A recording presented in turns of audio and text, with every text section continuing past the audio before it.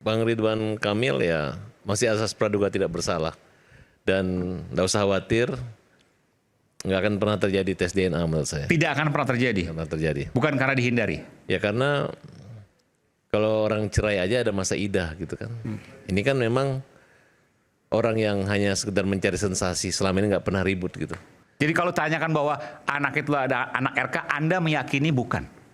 Sampai sekarang itu bukan anak RK. Kenapa Anda punya keyakinan karena seperti RK itu? bukan suami dari Lisa, baik secara siri maupun secara KUA. Bagaimana mengaku itu anak? Kan tes DNA nanti bisa bicara lain. Ya, buat apa? Tidak ada kepentingan tes DNA. Harusnya terbalik dong. RK mengaku itu anak gue, harus tes DNK. Kalau ibunya enggak, apalagi dengan proses bahwa dulu adanya kayak jual belilah kira-kira. Acara ini dipersembahkan oleh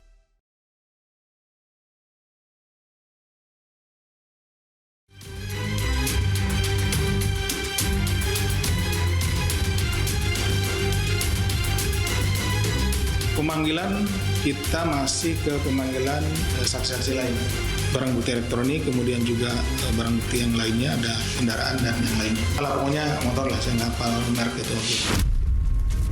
Saya tidak pernah berhubungan dengan laki-laki manapun selain Pak RK. Minta tanggapan yang terkait yang lagi rame Pak, gimana Pak?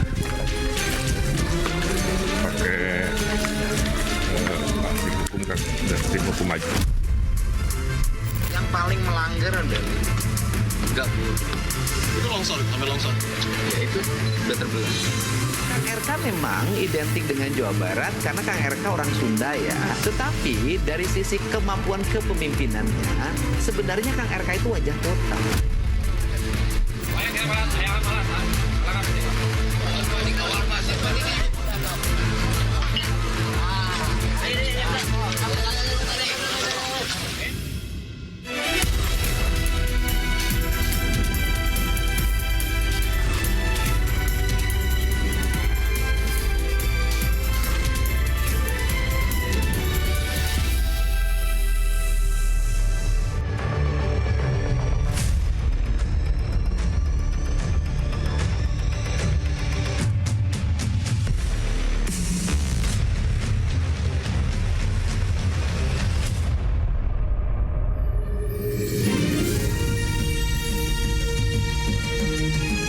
Disiarkan langsung dari studio MNC Conference Hall iNews Tower Jakarta.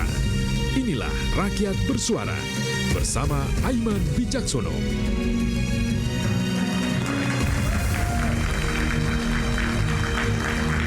Panggung politik yang terkini curi perhatian gubernur terdahulu dan yang kini menjabat jadi sorotan di Jawa Barat. Ridwan Kamil tengah dibidik kasus dugaan korupsi di Bank Jabar Banten dan yang luar biasa, skandal pribadinya.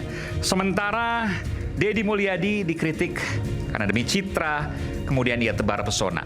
Akan kemanakah kasus perjalanan hukum RK dan apakah Deddy Mulyadi, kasus apa yang disampaikan, apa yang terlihat saat ini adalah murni atau rekayasa? Saya Aiman Wicaksono, inilah Rakyat Bersuara. Saya akan undang panggung Rakyat Bersuara. Saya akan panggilkan. Terima kasih kepada Bupati Purwakarta, Bung Saiful Bahri bin Zen, Om Zen. Silakan Om Zen. Panggilnya Om Zen ini ya. Langsung dari Purwakarta, Jawa Barat. Oke. Silakan, sebelah situ. Kemudian saya panggilkan praktisi hukum asli Indramayu, Jawa Barat, Bung Tony RM.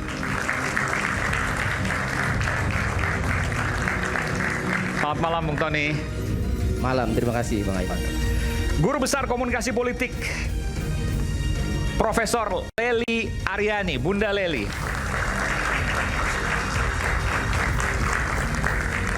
Selamat malam Bunda Lely. Sebelah sini Bu, sebelah sini. Kemudian ada politisi Gerindra yang juga Ketua Umum Lisan, Bung Hendar Sam Marantoko.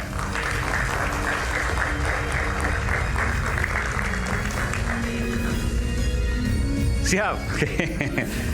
Kemudian ada praktisi hukum. Ini kalau saya bilang praktisi hukum spesialis artis, Bung Farhad Abbas. Apa kabar Bung Farhad? Lama nggak berjumpa ini. Rambutnya udah beda sekarang. Apa kabar, Bung? Baik. Maaf lahir batin juga. Kemudian pakar komunikasi politik Universitas Gajah Mada, UGM, Bung Nyarwi Ahmad. Kalau Bunda Leli dari LSPR sebut ya. Teman juga. Oke. Terima kasih. Tadi saya sempat menyampaikan bahwa kasus RK ada kasus di bidik Bank Jabar Banten, BJB ya. Tapi ada yang luar biasa. Yang luar biasa adalah kasus skandal pribadi yang sekarang mengemuka dengan sangat luar biasa. Pertanyaannya RK, kalau bicara orang Indonesia ya, secara sosial, kasus korupsi, kasus hukum secara umum, meskipun korupsi ekstraordinari luar biasa, ternyata banyak yang kemudian muncul lagi. Tapi kalau bicara kasus asusila, susah tuh muncul lagi, apalagi bicara politik. Artinya karir politik RK dengan adanya kasus ini, Lisa Mariana, habis. Pertanyaannya, ia habis atau dihabisi? Ada yang mau jawab? Bu Farad, silakan. Itu memang niatnya kan untuk menghabisi Ridwan Kamil. Untuk menghabisi? Ya, karena peristiwa adanya orang nekat yang ibaratnya transaksional ya. Kemudian mereka melakukan perang media sosial, kemudian sampai mengajukan konferensi pers dengan menunjuk pengacara gitu. Agak aneh aja menurut saya, makanya saya nasihati lawyer-lawyer. Dalam kasus asusila atau kaitannya dengan ibaratnya prostitusi lah kira-kira begitu. Iya, iya. Ya harusnya kan pembuktian dulu gitu. Dan tidak secara vulgar untuk mempermalukan. Karena Pak Ridwan Kamil ini adalah orang yang berpengaruh dan mantan gubernur, mantan wali kota ya. Nah, kemudian mereka dengan menuduh hanya untuk mempermalukan aja gitu. Makanya saya bilang kok berani banget kalian. Tapi kan ada pertanyaan juga dari publik. Perlawanan dari Ridwan Kamil seolah nggak ada. Jangan-jangan ini benar. Kan itu pertanyaan publik. Ya kita lihat kalau bahwa perkara-perkara begini ini kan kalau makin dilawan kan makin viral kan mereka mainkan untuk mempermalukan. Tidak ada untungnya gitu. Diam. Jadi Anda menyaksikan bahwa ini benar-benar terjadi. Bukan, budaya Indonesia itu tidak seperti ini gitu. Nah, sedangkan persidangan aja itu untuk perkara-perkara yang menyangkut anak di bawah umur, asusila, pemerkosaan itu tertutup gitu. Nah, ini vulgar, terbuka, konferensi ini pers. vulgar sengaja dan menggunakan jasa lawyer loh. Nah, makanya gimana kalau misalnya ternyata tidak benar? Kan jelas bahwa ada keterangan saksi bahwa mengatakan bahwa dia umur 21 baru habis haid. Ya kan, habis haid itu berarti nggak mungkin. Kemudian ada percakapan dia dengan teman, pengakuan secara terbuka bahwa mungkin dia nggak mungkin mengandung, nggak mungkin. Ya, tidak mungkin. Ya, itu saya belum tentu pastikan. tergantung siklus itu kan. Ya, bukan masalah siklus kalau namanya waktu nanti perempuan yang bisa 1 menjawab. ke 14 ya dokter kan. Ya. Saya punya pengalaman juga karena saya punya program waktu pernah berumah tangga dulu. Ya. Nah, kemudian ada pernyataan mewah bahwa dia pernah hamil dengan laki-laki lain, ada chatnya juga. Tujuannya adalah materi. Nah, dia tidak menyadari. Ini boleh aja orang mengatakan bahwa dia pertama kali perawan, nanti di dokter kandungan ketika diuji forensik alat kemaluan itu nanti akan ketahuan. Kapan orang ini perawan, tanggal berapa kali. Oh, itu bisa ketahuan. Bisa ketahuan. Bukan hanya mengaku saya diperkosa. Saya pernah menangani satu perkara begitu juga. Jadi nggak sembarang mengaku bahwa saya pertama kali ketemu dengan PRK dalam keadaan perawan. Tidak kemudian, pernah dengan yang lain. Ya, kemudian menawarkan pakai kondom. Mana ada perawan? Ya, maaf ya. Mana ada seorang perawan bukan melakukan praktek tiba-tiba mau mengatakan pakai alat pengaman gitu. Nah, oleh karena itu dalam perkara ini jangan khawatir. Di negara sebelah juga Perdana Menterinya pernah dipenjara, makan di proses sidang dituduh sodomi tapi ternyata tidak terbukti dan bebas. Anda menilai bahwa pembuktian Lisa Mariana nanti akan sulit? Ya, Lisa itu kan sudah punya suami. Lisa udah punya suami? Udah punya suami, udah punya anak lagi gitu. Oh, sekarang makanya ini. saya minta tolong hadirkan suaminya Lisa, hadirkan. Apa motivasi di sini? Kalau dia sebagai orang tua atau bapak baru daripada anak-anaknya Lisa, tidak mampu dan tidak mau membiayai anak ini, jangan dia sodoran istrinya menggunakan pengacara kemudian menggunakan media massa. Apa kaitannya suami-suami kan setelah, kalau menurut keterangan Lisa nih ya, setelah punya affairs dengan RK, menurut keterangan Lisa, kan begitu? Enggak, Lisa ini katanya udah punya anak, tapi dia menikah dengan seorang seniman pembuat tato. Ada kan suaminya? Ada anak lagi gitu. Berarti dia sekarang berumah tangga dalam keadaan normal. Ya, sekarang. Ya, kalau saya jadi suami yang baik, benar, ketika istri saya ngaku bahwa anak yang dibawa itu adalah anak pejabat gitu, saya marah. apalagi digembor-gemborkan. Itu kan tanggung jawab bapak sambungnya gitu. Ini diam gitu. Jadi menurut saya ada konspirasi antara suaminya dengan istrinya, termasuk dengan lawyer-lawyer ini gitu. Entah itu apakah motivasinya uang atau untuk menghabisi RK secara politik. Motivasinya adalah uang. Hanya Kalau memang uang. dia serius ya, mau teriak tes DNA, dia laporkan aja pidana. Apa? Perbuatan cabul umpamanya. Atau prostitusi, mana germonya? Silakan, belum daluarsa kok. Nah, tapi karena memang yang namanya hubungan suka sama suka itu kan tidak dilarang. Nah, kalau dia memang jual diri, yang namanya orang jual diri itu ya udah transaksional selesai. Bukan tiba-tiba mengaku hamil dan menuntut orang yang menggunakan jasa itu untuk mempertanggungjawabkan sebagai ayah gitu. Nah, ini terjadi karena kebetulan Pak Ridwan Kamil orangnya kan jarang dengan perkara yang seperti gini. Mungkin dia tidak berpengalaman menghadapi, karena mau baik buruk begitu adalah wanita yang nekat mengatakan ini anak lu, dia nggak bisa jawab, tetap orang mengatakan benar gitu. Awalnya saya sih berpikir saya benar. Begitu saya lihat pernyataan dia umur 21 habis haid langsung berhubungan. Nggak masuk akal itu. Ya nggak masuk akal gitu. Jadi kalau dia memang nakal ya nakal aja. Dan itu adalah sanksi moral sosial dan diakui kok di Indonesia. Lu nikah di luar nikah ya anaknya bukan tidak berhak mendapat pendidikan, bukan tidak berhak mendapat kehormatan tetap. Walaupun memang ada putusan MK menyatakan hak keperdataan itu bisa dibuktikan. Jadi kalau tanyakan bahwa anak itu ada anak RK, Anda meyakini bukan? Sampai sekarang itu bukan anak RK. Kenapa Anda punya keyakinan karena seperti RK itu? bukan suami dari Lisa, baik secara siri maupun secara KUA. Bagaimana mengaku itu anak? Kan tes DNA nanti bisa bicara lain. Ya, buat apa? Tidak ada kepentingan tes DNA. Harusnya terbalik dong. RK mengaku itu anak gue, harus tes DNA. Kalau ibunya enggak, apalagi dengan proses bahwa dulu adanya kayak jual belilah kira-kira. Bukan kan begini. Misalnya dia tidak mengakui, RK tidak mengakui. Tapi kemudian ketika tes DNA kan itu akan terbukti misalnya. Ya, ataukah tidak terbukti, nanti kita nggak tahu. Ya buat apa? Kalau saya juga kalau ada 5.000 orang mengaku DNA apa, saya nggak mau juga. Kecuali mamanya nih pernah terjadi perbuatan apa, ada pidananya, kemudian dilaporkan. Nah, untuk membuktikan itu harus itu atas perintah penyidikan. Boleh-boleh saja, tapi kalau hanya heboh-heboh di media sosial nggak ada gunanya. Dan saya udah pastikan bahwa pengakuan orang itu kan nggak bisa diulang 2 kali gitu. Termasuk, Pemerasan dong ini jadinya. ya, menurut saya ini pemerasan. Anda menduga ini Baik, pemerasan? pemerasan, karena dia pernah menerima uang gitu.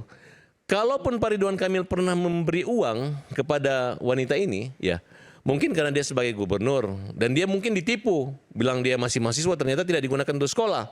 Dan itu tidak ada kaitannya dengan anak itu. Dan biasa aja daripada ribut, mungkin dia pernah, ya namanya orang hilap kan, saya tidak membantah kan nama hubungan pribadi. Tapi sepanjang tidak ada bukti, tidak ada saksi, tidak bisa.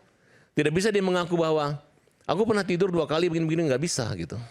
Nanti dia ketika dia diperiksa, dites sama dokter ahlinya, nanti ketahuan kok. Dia perawan usia berapa, ketahuan. Oh, itu bisa kelihatan. Pasti ketahuan. Dan bisa ketahuan dia minggu lalu habis berhubungan dengan laki-laki ini, kalau misalnya dia mengatakan ini masih bisa ketahuan. Karena satu kasus saya dulu nggak percaya. Dalam rentang seminggu bisa? Bisa ketahuan dari kapan lecetnya, seminggu ini ketahuan sama dokter ahli. Sampai berapa waktu ke belakang itu bisa dilihat oleh dokter ahli? Sampai pertama kali dia perawannya umur berapa? Oh, ketahuan. itu bisa di-trace semua? Ya orang meninggal aja Rekam berapa jam jejaknya. sebelumnya bisa dihitung kok sama mereka, apalagi hanya cuma selaput gitu. Anda yakin itu? Itu bisa? Yakin, bukan hanya keriput yang punya usia, selaput juga punya usianya gitu. Oke, luar biasa. Ada perbedaan pendapat? Silakan. Bunda Leli dulu, kayak yang perempuan ini. Ya, kalau saya tidak mau masuk ke wilayah yang bersifat medis atau hukum ya, karena saya tapi keterlibatan perempuan dalam politik kadang-kadang menyebabkan seorang elit politik itu berada di tempat yang salah di waktu yang tepat. Enggak, tapi secara perempuan ini diduga pemerasan dan sebagainya, setuju? Ntar dulu. Jadi berada di tempat yang salah di waktu yang tepat atau sebaliknya, berada di waktu yang tepat di tempat yang salah. Mungkin yang menimpa RK adalah salah satu dari hal itu, ya. Peristiwa ini bukan kali ini, Kang. Kang, bahwa sebetulnya di 2012 kalau tidak salah kita masih ingat hebohnya peristiwa yang terjadi pada politisi Golkar waktu itu. Dan kita hampir tiap hari membahasnya di TV waktu itu. Saya masih ingat pertama kali. Video yang tersebar ya? Video yang dengan inisial awal huruf Y waktu itu. Iya, kita nggak usah nyebut, tapi kita memori itu masih melekat di benak publik. Iya. Apa yang terjadi? Kemudian politisi itu ya seperti dihabisi. Meskipun dia berusaha bangkit, agak Susah sampai sekarang pun susah. Betul. Tapi para koruptor bisa dengan Betul. dengan serta-merta bangkit kembali. Makanya kadang-kadang dibilang harta tahta wanita. Padahal dengan jabatan politiknya dia mendapatkan tahta, kemudian dia mengumpulkan harta, lalu dilengkapilah dengan wanita. Nah, persoalannya kan berputar seperti lingkaran setan di sekeliling itu. Apa yang terjadi pada Ridwan Kamil sampai detik ini saya tidak tahu benar atau salah. Di mana benarnya, di mana salahnya. Cuma sebagai perempuan saya bilang, apa iya sih 2 bulan langsung tahu hamil, 2 minggu, bukan. Kan biasanya saya aja yang baru menikah waktu itu, 1 bulan pertama kok belum, masih mens sih gitu kan. Masih kosong gitu kan. Oh, karena Anda penyiar radio, mungkin ada gelombang suara, berhenti jadi penyiar kata bapaknya gitu kan. Nah, dinamika semacam ini terjadi di perselingkuhan di panggung politik. Jadi ada sebuah penelitian yang dilakukan oleh mahasiswa saya. Sekarang dia sudah almarhum dan saya ikut menemani dia mewawancarai pelaku-pelaku perselingkuhan di panggung politik itu. Jadi dia tidak mencari tahu mengapa orang berselingkuh, tapi bagaimana orang berselingkuh. Nah, yang kemudian menyeret elit-elit politik itu kepusaran kasus yang kemudian menenggelamkan dia. Jadi fenomenanya yang terjadi dari hasil penelitian itu ada 2. Yang pertama hasil rekayasa, yang kedua memang ketidakkuatan iman dia gitu. Nah, inilah yang menyebabkan orang-orang, padahal kan di sekeliling dia selalu ada wanita-wanita cantik. Dari mulai umur 18 barangkali gitu kan, sampai umur berapa yang menggoda dia. Sepanjang dia tidak kemampuan untuk memanajerialkan dirinya sendiri, maka itu bisa menjadi alat propaganda politik. Jadi karena dia menjadi alat propaganda politik bisa menenggelamkan dia. Jadi apakah dia sengaja dihabisi? Bisa jadi. Bisa gitu jadi. Bisa jadi. Pertanyaannya gitu kan. kalau dihabisi sama siapa? Mungkin. Nah, jadi kemarin dalam banyak diskusi yang sudah kita lakukan membahas kasus ini, kita bilang banyak yang membela laki-laki kan. Oh Bu, laki-laki kan 90% pasti seperti itu katanya. Ada 1000 lelaki 2 yang jujur katanya. Ingat gak hasil penelitian Nike L. Tobing pada tahun 2004 yang mengatakan 2 dari 3 lelaki mengatakan dia pernah berselingkuh. Tapi istrinya tidak tahu. Jadi beruntunglah istri-istri yang tidak tahu suaminya berselingkuh gitu kan. Nah, dan anehnya gitu, yang mengetahui itu adalah pelakunya adalah pejabat-pejabat publik. Yang zaman dulu fenomenanya bahkan lebih sadis lagi Kang Eman. Bahwa setiap pejabat misalnya ingin melakukan pemeriksaan ke suatu instansi, suatu tempat, itu yang disiapkan bukan hanya makanan, minuman, bukan hanya uang. Tapi juga di kamarnya sudah ditaruh. Di mana itu? Banyak itu. Yang jelas bukan boleh Indonesia. Buka Google, boleh dibuka Google. Yang jelas bukan Indonesia kan? Di negeri Konoha katanya gitu. Nah, artinya kalau orang yang masuk ke panggung politik harus bersiap-siap nih dengan skala skenario itu. Jadi Anda akan disodorkan dengan uang, dengan perempuan, atau dengan jabatan yang lebih tinggi. Silakan pilih. Anda akan mengelolanya seperti apa. Jadi apakah ia dihabisi? Itu pertanyaan yang harus kita jawab nantinya. Setelah kasus ini memang masuk ke ranah hukum. Bung Hendarsam tadi mau menyampaikan sesuatu, silakan. Ya, terima kasih. Mau menyanggah apa yang disampaikan oleh Bung Farhad atau apa? Ya, yang satu pertama hikmah daripada apa yang terjadi pada Pak RK ini bahwa memang tantangan dan godaan sebagai seorang pejabat publik itu sangat besar. Ya, jadi tantangan itu kan bisa terbagi 2. Ya, artinya apakah tantangan itu tantangan dan godaan itu dan cobaan yang dihadapi saat ini itu bisa berasal dari dia sendiri atau memang di-create oleh orang lain. Kalau untuk kasus RK ini yang mana? Aduh, saya susah menyimpulkannya. Tapi saya melihatnya begini ya. Saya agak lumayan sependapat dengan apa yang dikatakan oleh Bung Farhad. Ya, bahwa memang terlihat sekali 25 tahun lebih saya kurang lebih berpraktek ya gini, kita tahu lah ya. Saya juga sempat pegang beberapa artis. Pengacara kan? Pengacara sebagai bukan dokter kan? Kalau dokter nanti nggak tahu deh masalahnya gitu kan. Bung Farhad juga tahu. Jadi cara-cara mentreatment ya, cara-cara untuk mencari gimmick-gimmick dalam perkara ini kan kita udah tahu lah ya. Caranya kayak gini. Jadi saya ambil contoh yang paling gampang tuh seperti ini kayak gini ya. Kalau memang ini dianggap kasus kasus pencabulan, perzinahan, yang harus dilakukan pertama kali itu adalah melakukan upaya hukum terlebih dahulu. Itu kalau yang mau benernya. Jadi dia lakukan upaya hukum terlebih dahulu, baru kemudian dia bisa beberkan fakta-faktanya. Tapi yang terjadi kan tidak seperti itu ya, Bung Farhan, nggak gitu kan? Dia cuap-cuap terus kan? Dia memviralkan, ngomong. Karena dia mengatakan bahwa dia punya bukti dan kemudian publik akan melihat bahwa pihak Pak RK misalnya itu tidak melakukan perlawanan dengan sepadan. Nah, ini yang jadi masalah. Jadi persepsi publik sudah terbentuk saat ini. Itu yang kita mau sekaligus bahas di sini. Ini yang ingin kita simpulkan, bahwa targetnya bukan target tentang masalah hukumnya. Targetnya adalah ingin mendowngrade Pak RK, kan seperti itu. Patut diduga. Iya, ingin membawa masalah ini masalah ini ke masalah publik. Ya kan gitu kan? Ada ada tidak perselingkuhannya, ada tidak persetubuhannya, ada tidak persinahannya, ya kan? Di satu sisi Pak RK sudah menyatakan hal yang sebaliknya. Adakah semua itu? Tentu nanti kita akan bahas selepas jeda. Kami akan kembali saat lagi, tetaplah bersama kami di Rakyat Bersuara.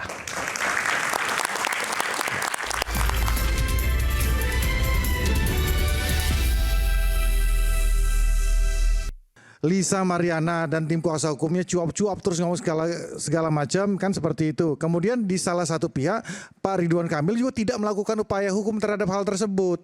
Kan itu masalah yang pokok kan. Ketika upaya hukum itu dilakukan oleh kedua belah pihak, Lisa Mariana bisa lapor. Pak Ridwan Kamil juga bisa melaporkan ada pencemaran nama baik kan seperti itu kan. Nah, kalau ketika ini berjalan, jadi masalah ini ya kan nggak akan kayak gini jadinya. Kebetulan di sini ada Bupati Purwakarta yang tahu sedikit banyak tentang kondisi sosiologis masyarakat di Jawa Barat. Saya tanya ke Om Jen. Om Jen, kalau kasus Ridwan Kamil gini, secara politik masyarakat Jawa Barat itu melihat RK habis sudah. Pakai ini, mohon maaf. Iya, Anda setuju apa Anda punya perbedaan pendapat? Bisa kok. Kalau saya melihat ya tergantung ya sosoknya ya. Enggak habis juga. Jadi tergantung sosok RK. Siapa. Oke. Gimana maksudnya? Nah, cuman RK ini kan kalau menurut pendapat saya, secara pribadi melihat bahwa dia dipersonifikasikan sebagai laki-laki yang setia. Suami yang setia. Ya, suami yang manggil setia. Istrinya Bu Cinta dan begitu misalnya publik melihat apa yang terjadi saat ini kan ada kekecewaan publik. Nah, entah kemudian masyarakat ini secara politik bisa memaafkan atau tidak dengan kondisi Pak Ridwan Kamil saat jawabannya? ini ya. Jawabannya sih kalau menurut saya laki-laki bisa memaafkan nggak masyarakat Jawa Barat? Memang kekecewaan publik itu pasti ada tentang tadi karena Emil dipersonifikasikan sebagai sosok laki-laki yang setia. Tapi andai ya kita tidak melihat bahwa itu benar atau salah ya. Jadi ketika orang ditersangkakan misalnya bahwa dia bla bla bla bla, terus mengakui bahwa iya memang saya hilaf, saya melakukan itu dan ini sudah terjadi. Nah, biasanya bukan hanya orang Jawa Barat, orang Indonesia ini, orang Timur ini mudah memaafkan. Biasanya. Dan saya mengaku bahwa saya telah berselingkuh dengan LM misalnya. Misal. Lalu kemudian masyarakat Jawa Barat seiring waktu pasti akan memaafkan. Itu keyakinan Anda? Lambat laun memaafkan. Dan itu bukan hanya orang Jawa Barat. Kita Indonesia, orang Timur itu sangat mudah untuk memaafkan. Gitu. Jadi itu yang Anda yakini itu? Ya. Bung Tony, Anda punya pendapat yang berbeda atau Anda setuju dengan apa yang disampaikan? Ada di Jawa Barat juga nih soal ini. Ya. Mau maju bupati nggak? Saya nggak tahu juga nanti. Terima kasih Bung Aiman. Saya sebagai warga Jawa Barat dan juga diundang di sini sebagai praktisi hukum. Terlebih dahulu saya ingin menyampaikan begini. Ini temanya ini kan panggung terkini. RK dibidik, Deddy Mulyadi dikritik. Tadi berbicara masalah RK. Sekarang masalah Deddy Mulyadi dikritik. Nanti kita kesana. Saya mau mengatakan begini dulu. Kang Deddy Mulyadi ini belakangan memang banyak dikritik. Ini RK dulu nih, kenapa langsung ke Deddy Mulyadi? Belum. Iya, nanti saya ke sana. Oke, baik. Ya. Tapi ada video terakhir yang saya dengar dari Kang Deddy Mulyadi, ternyata beliau luar biasa menyikapinya. Soal dikritik. Oke. Karena dianggap Deddy Mulyadi melakukan tindakan itu berdampak ke RK kan. Nah, nanti ke sana. Nah, saya mau mengapresiasi sikap Kang Deddy Mulyadi ketika menerima kritikan, ia menerima dengan baik dan ia berprinsip bahwa sahabat yang baik adalah sahabat yang mengingatkan. Jadi malam ini saya apresiasi kepada Kang Deddy Mulyadi yang membuka diri menerima kritikan publik. Itu bisa tepuk tangan untuk Kang Deddy Mulyadi. Lalu berdasarkan tema ini, apakah RK dibidik? Terlepas itu dibidik oleh siapa, tetapi kalau kemudian misalnya ada kasus korupsi dana CSR BJB, kemudian ada Haibis Fantasi objek wisata yang dibongkar, ya. Terlepas itu zamannya Ridwan Kamil gubernurnya pada saat pemberian izin, kemudian kalaupun diselidikin nanti misalnya kena juga. Tapi saya melihatnya karena memang pelanggarannya ada. Jadi tidak sengaja dibidik kalau menurut saya ya. Maksudnya begini, ini jangan arahnya nanti nggak jelas nih, karena Hibis itu kan yang bongkar pertama kali Deddy Mulyadi. Anda menyatakan pertama kali siapa yang membidik RK, seolah-olah mengatakan ada tangan Deddy Mulyadi di situ. Bukan. Artinya ini kan tema ini. Nggak, kita harus luruskan, bukan itu. Bukan. Bukan. Jadi artinya gini, kan munculnya RK ya, kasus kan, ini kan kaitannya dengan mantan gubernur Jawa Barat. Nah itu maksudnya. Nah kemudian muncullah kasus korupsi BJB karena CSR. Nah ini juga kan pasti zamannya Ridwan Kamil jadi gubernur kan itu. Nah ini kan semuanya terbongkar. Lalu muncul sekarang Deddy Mulyadi yang kemudian tadi soal Hibis tadi puncak dan lain sebagainya. Ya jadi kalau saya melihat tema ini maksudnya ya, kalau Ridwan Kamilnya itu pada saat menjadi gubernur tidak ada pelanggaran seperti dana CSR BJB ya tidak mungkin juga dan kan lingkungan. Ya RK kemudian diperiksa KPK, kemudian nah kalau soal apa namanya kasus asusila ya saya tidak tahu ya, karena itu menurut saya ya itu mungkin pribadi. Tapi habis nggak? Menurut Anda habis nggak? Secara sosiologis masyarakat Jawa Barat. Anda nggak setuju dengan apa yang disampaikan tadi Pak Bupati Om Zen? Ya, jadi kalau menurut saya ini kasus selesai karir politik RK. Walaupun katanya kalau seandainya mengaku maka dimaafkan oleh masyarakat Jawa Barat. Anda nggak setuju itu? Menurut saya sependapat dengan Bung Aiman. Selesai habis karena citra Ridwan Kamil sebagai sosok yang romantis, yang setia ya. Kemudian tiba-tiba kok muncul ini bertolak belakang. Berbeda. Tapi saya nggak sependapat. Nah itu jadi sebentar dong. Nanti ditanggapi. Terlalu awal gitu. Kasusnya belum ada, tiba-tiba kalian mau menyimpulkan Ridwan Kamil akan habis karirnya. Ya gitu. Artinya ini secara citra di media ya, di masyarakat. Kalau hukum kan belum ya, karena belum dilakukan tes DNA Bang ya. Nah tetapi saya melihat dari pemberitaan di media sosial yang bertubi-tubi ya, di media sosial yang terus diangkat oleh infotainment terutama ya. Itu saya melihatnya ini Ridwan Kamil ya, jatuh secara sosial ya. Nah jadi untuk bangkit lagi ya, ini Ridwan Kamil harus bisa membuktikan Bang Farhat. Buktikan apa? Pertama dari asusila dulu nih ya, dari kalau tidak melakukan itu. Ya buktikan. Malah bahwa kebalikan. Apa yang dikatakan, apa yang diklaim oleh Lisa ya, harus buktikan bahwa ia tidak melakukan, dan jangankan anaknya berhubungan badan saja tidak. Ketemu saja tidak. Mas, maaf misalnya kan itu. Nah, tadi maksud saya begini, ini agak terlalu jauh. Tadi Mas sudah ngomong ya bahwa apabila dia ada kepentingan, jadi kita jangan juga ngomong ini kesana kemari. Dia kalau memang dia punya bukti, dia buat laporan polisi. Lisa dong. Ya di situ kan dia bisa membuktikan bahwa saya gini gitu. Mungkin apa? Sampai sekarang nggak ada laporan itu nggak ada gitu. Terus kedua, masalah budaya. Kalau dalam hukum Islam ini, orang yang berzina ada suami istri itu semua diam-diam, harus ada saksi 4. Ketahuan benar dirajam. Nah ini terbalik. Nggak ada yang tahu beritahu, membuktikan segala macam, nggak takut ya. Berarti hukum kita nggak menjangkau ke situ. Nah kalau memang dia yakin bahwa mungkin dia waktu diperkosa atau nggak dibayar, silakan lapor. Nah kalau masyarakat Jawa Barat bukan memaafkan, Mas. Perkara-perkara segini manusia bukan Jawa Barat. Kalau hanya namanya asusila segala macam selama kecuali dia terbukti diperkosa, mungkinlah seumur hidup. Tapi kalau hanya gosip ini, itu menurut saya Anda menyangka ini gosip? Bukan gosip, itu bukan dimaafkan, dilupakan, mudah banget dilupakan. Sekarang saya mau tanya sama kalian, saya punya kasus perempuan apa? Pasti kalian lupa kan? Ya beda lah Farhad Abbas sama Ridwan Kamil. Karena udah kebanyakan mungkin. Oke, tunggu. Beda lah. Jangan serang. Saya aja udah lupa nama siapa. Nanti siapa ketahuan Arif saya. Ini malah ngebuka sendiri. Ya, jangan Pak, saya pasti KO nanti, saya ngaku nanti.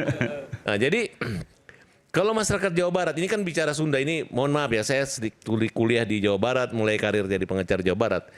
Orang Jawa Barat ini, laki-lakinya baik-baik, manis-manis kayak laki-laki yang baik-baik bener.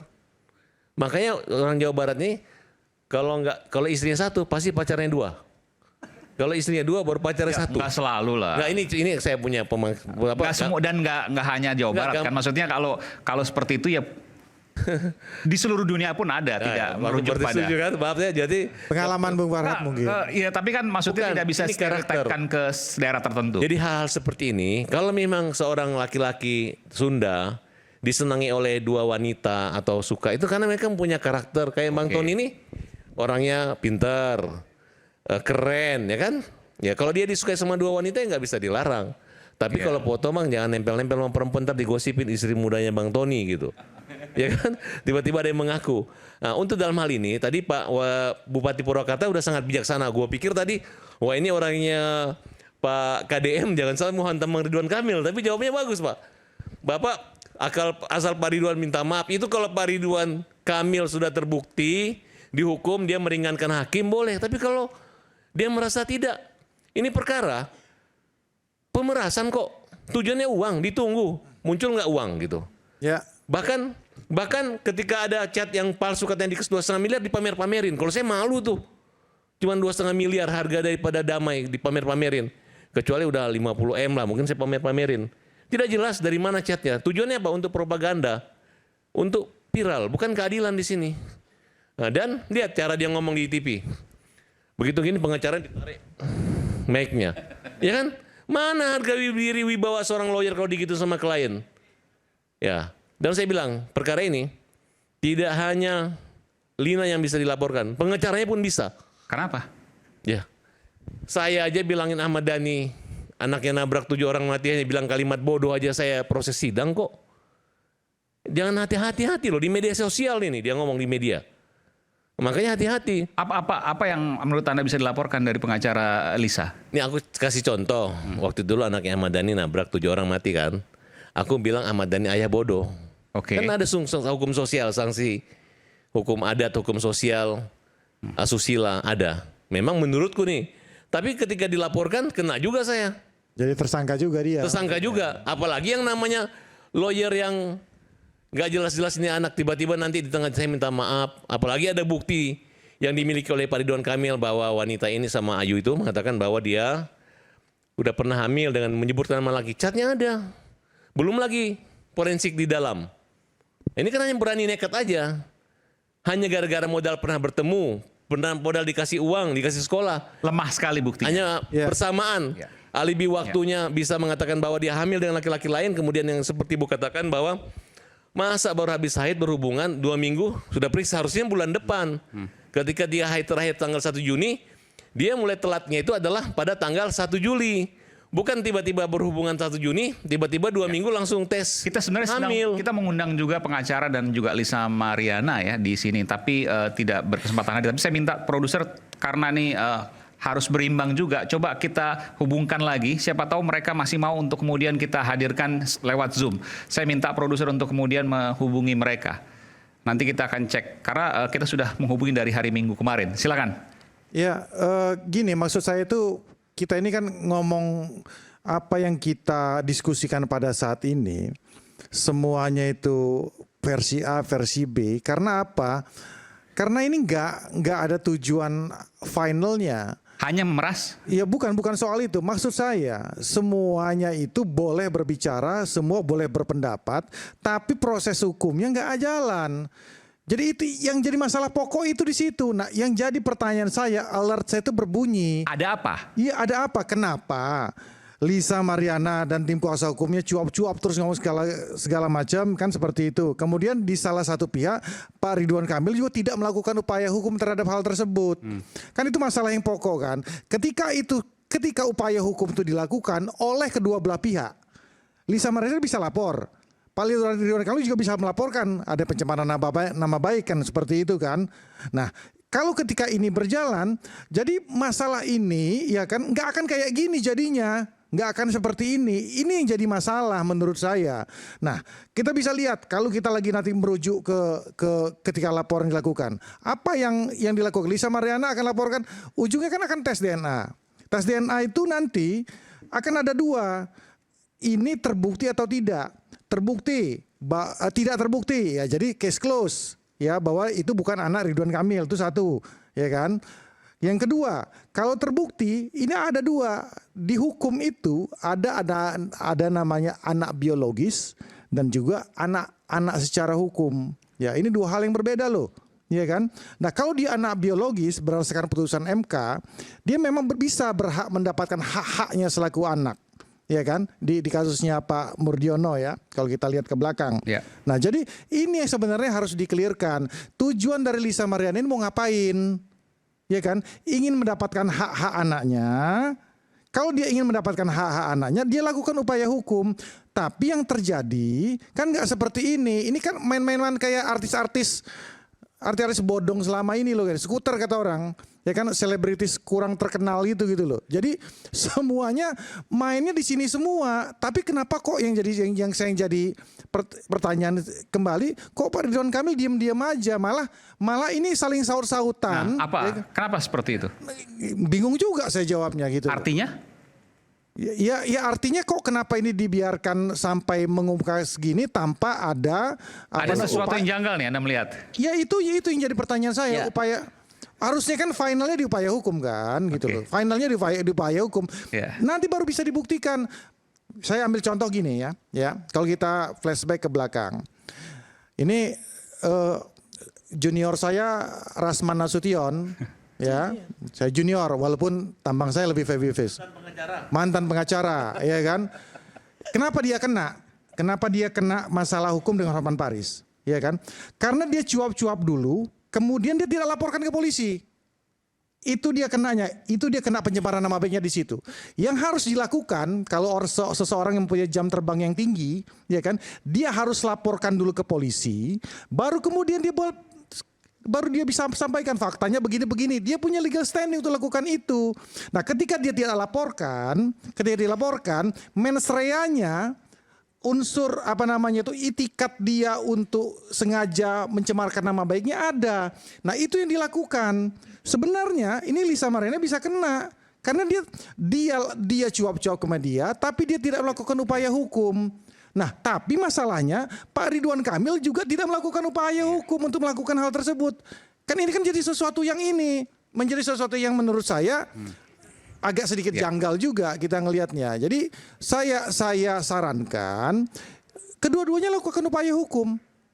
Ya kan, dengan versinya masing-masing. Artinya begini, kalau seandainya Ridwan Kamil memang tidak melakukan hal tersebut, maka dengan sangat mudah ia tinggal melaporkan, lalu kemudian Lisa, bahkan pengacara tadi menurut Bung Farhad itu bisa terkena pasal pencemaran nama baik. Ya. Tapi kenapa kemudian Ridwan Kamil tidak melaporkan? Itu hal yang janggal dan tanda tanya besar. Ada apa di balik itu semua? Kita akan kembali saat lagi. Isu hangat kadang bikin penat, apalagi kalau kita tidak bisa mencerna dengan cermat. Jangan lupa secangkir kopi yang hangat dan nikmat untuk menemani kebersamaan dalam program Rakyat Bersuara bersama saya Aiman Wicaksono. Kami kembali setelah jeda.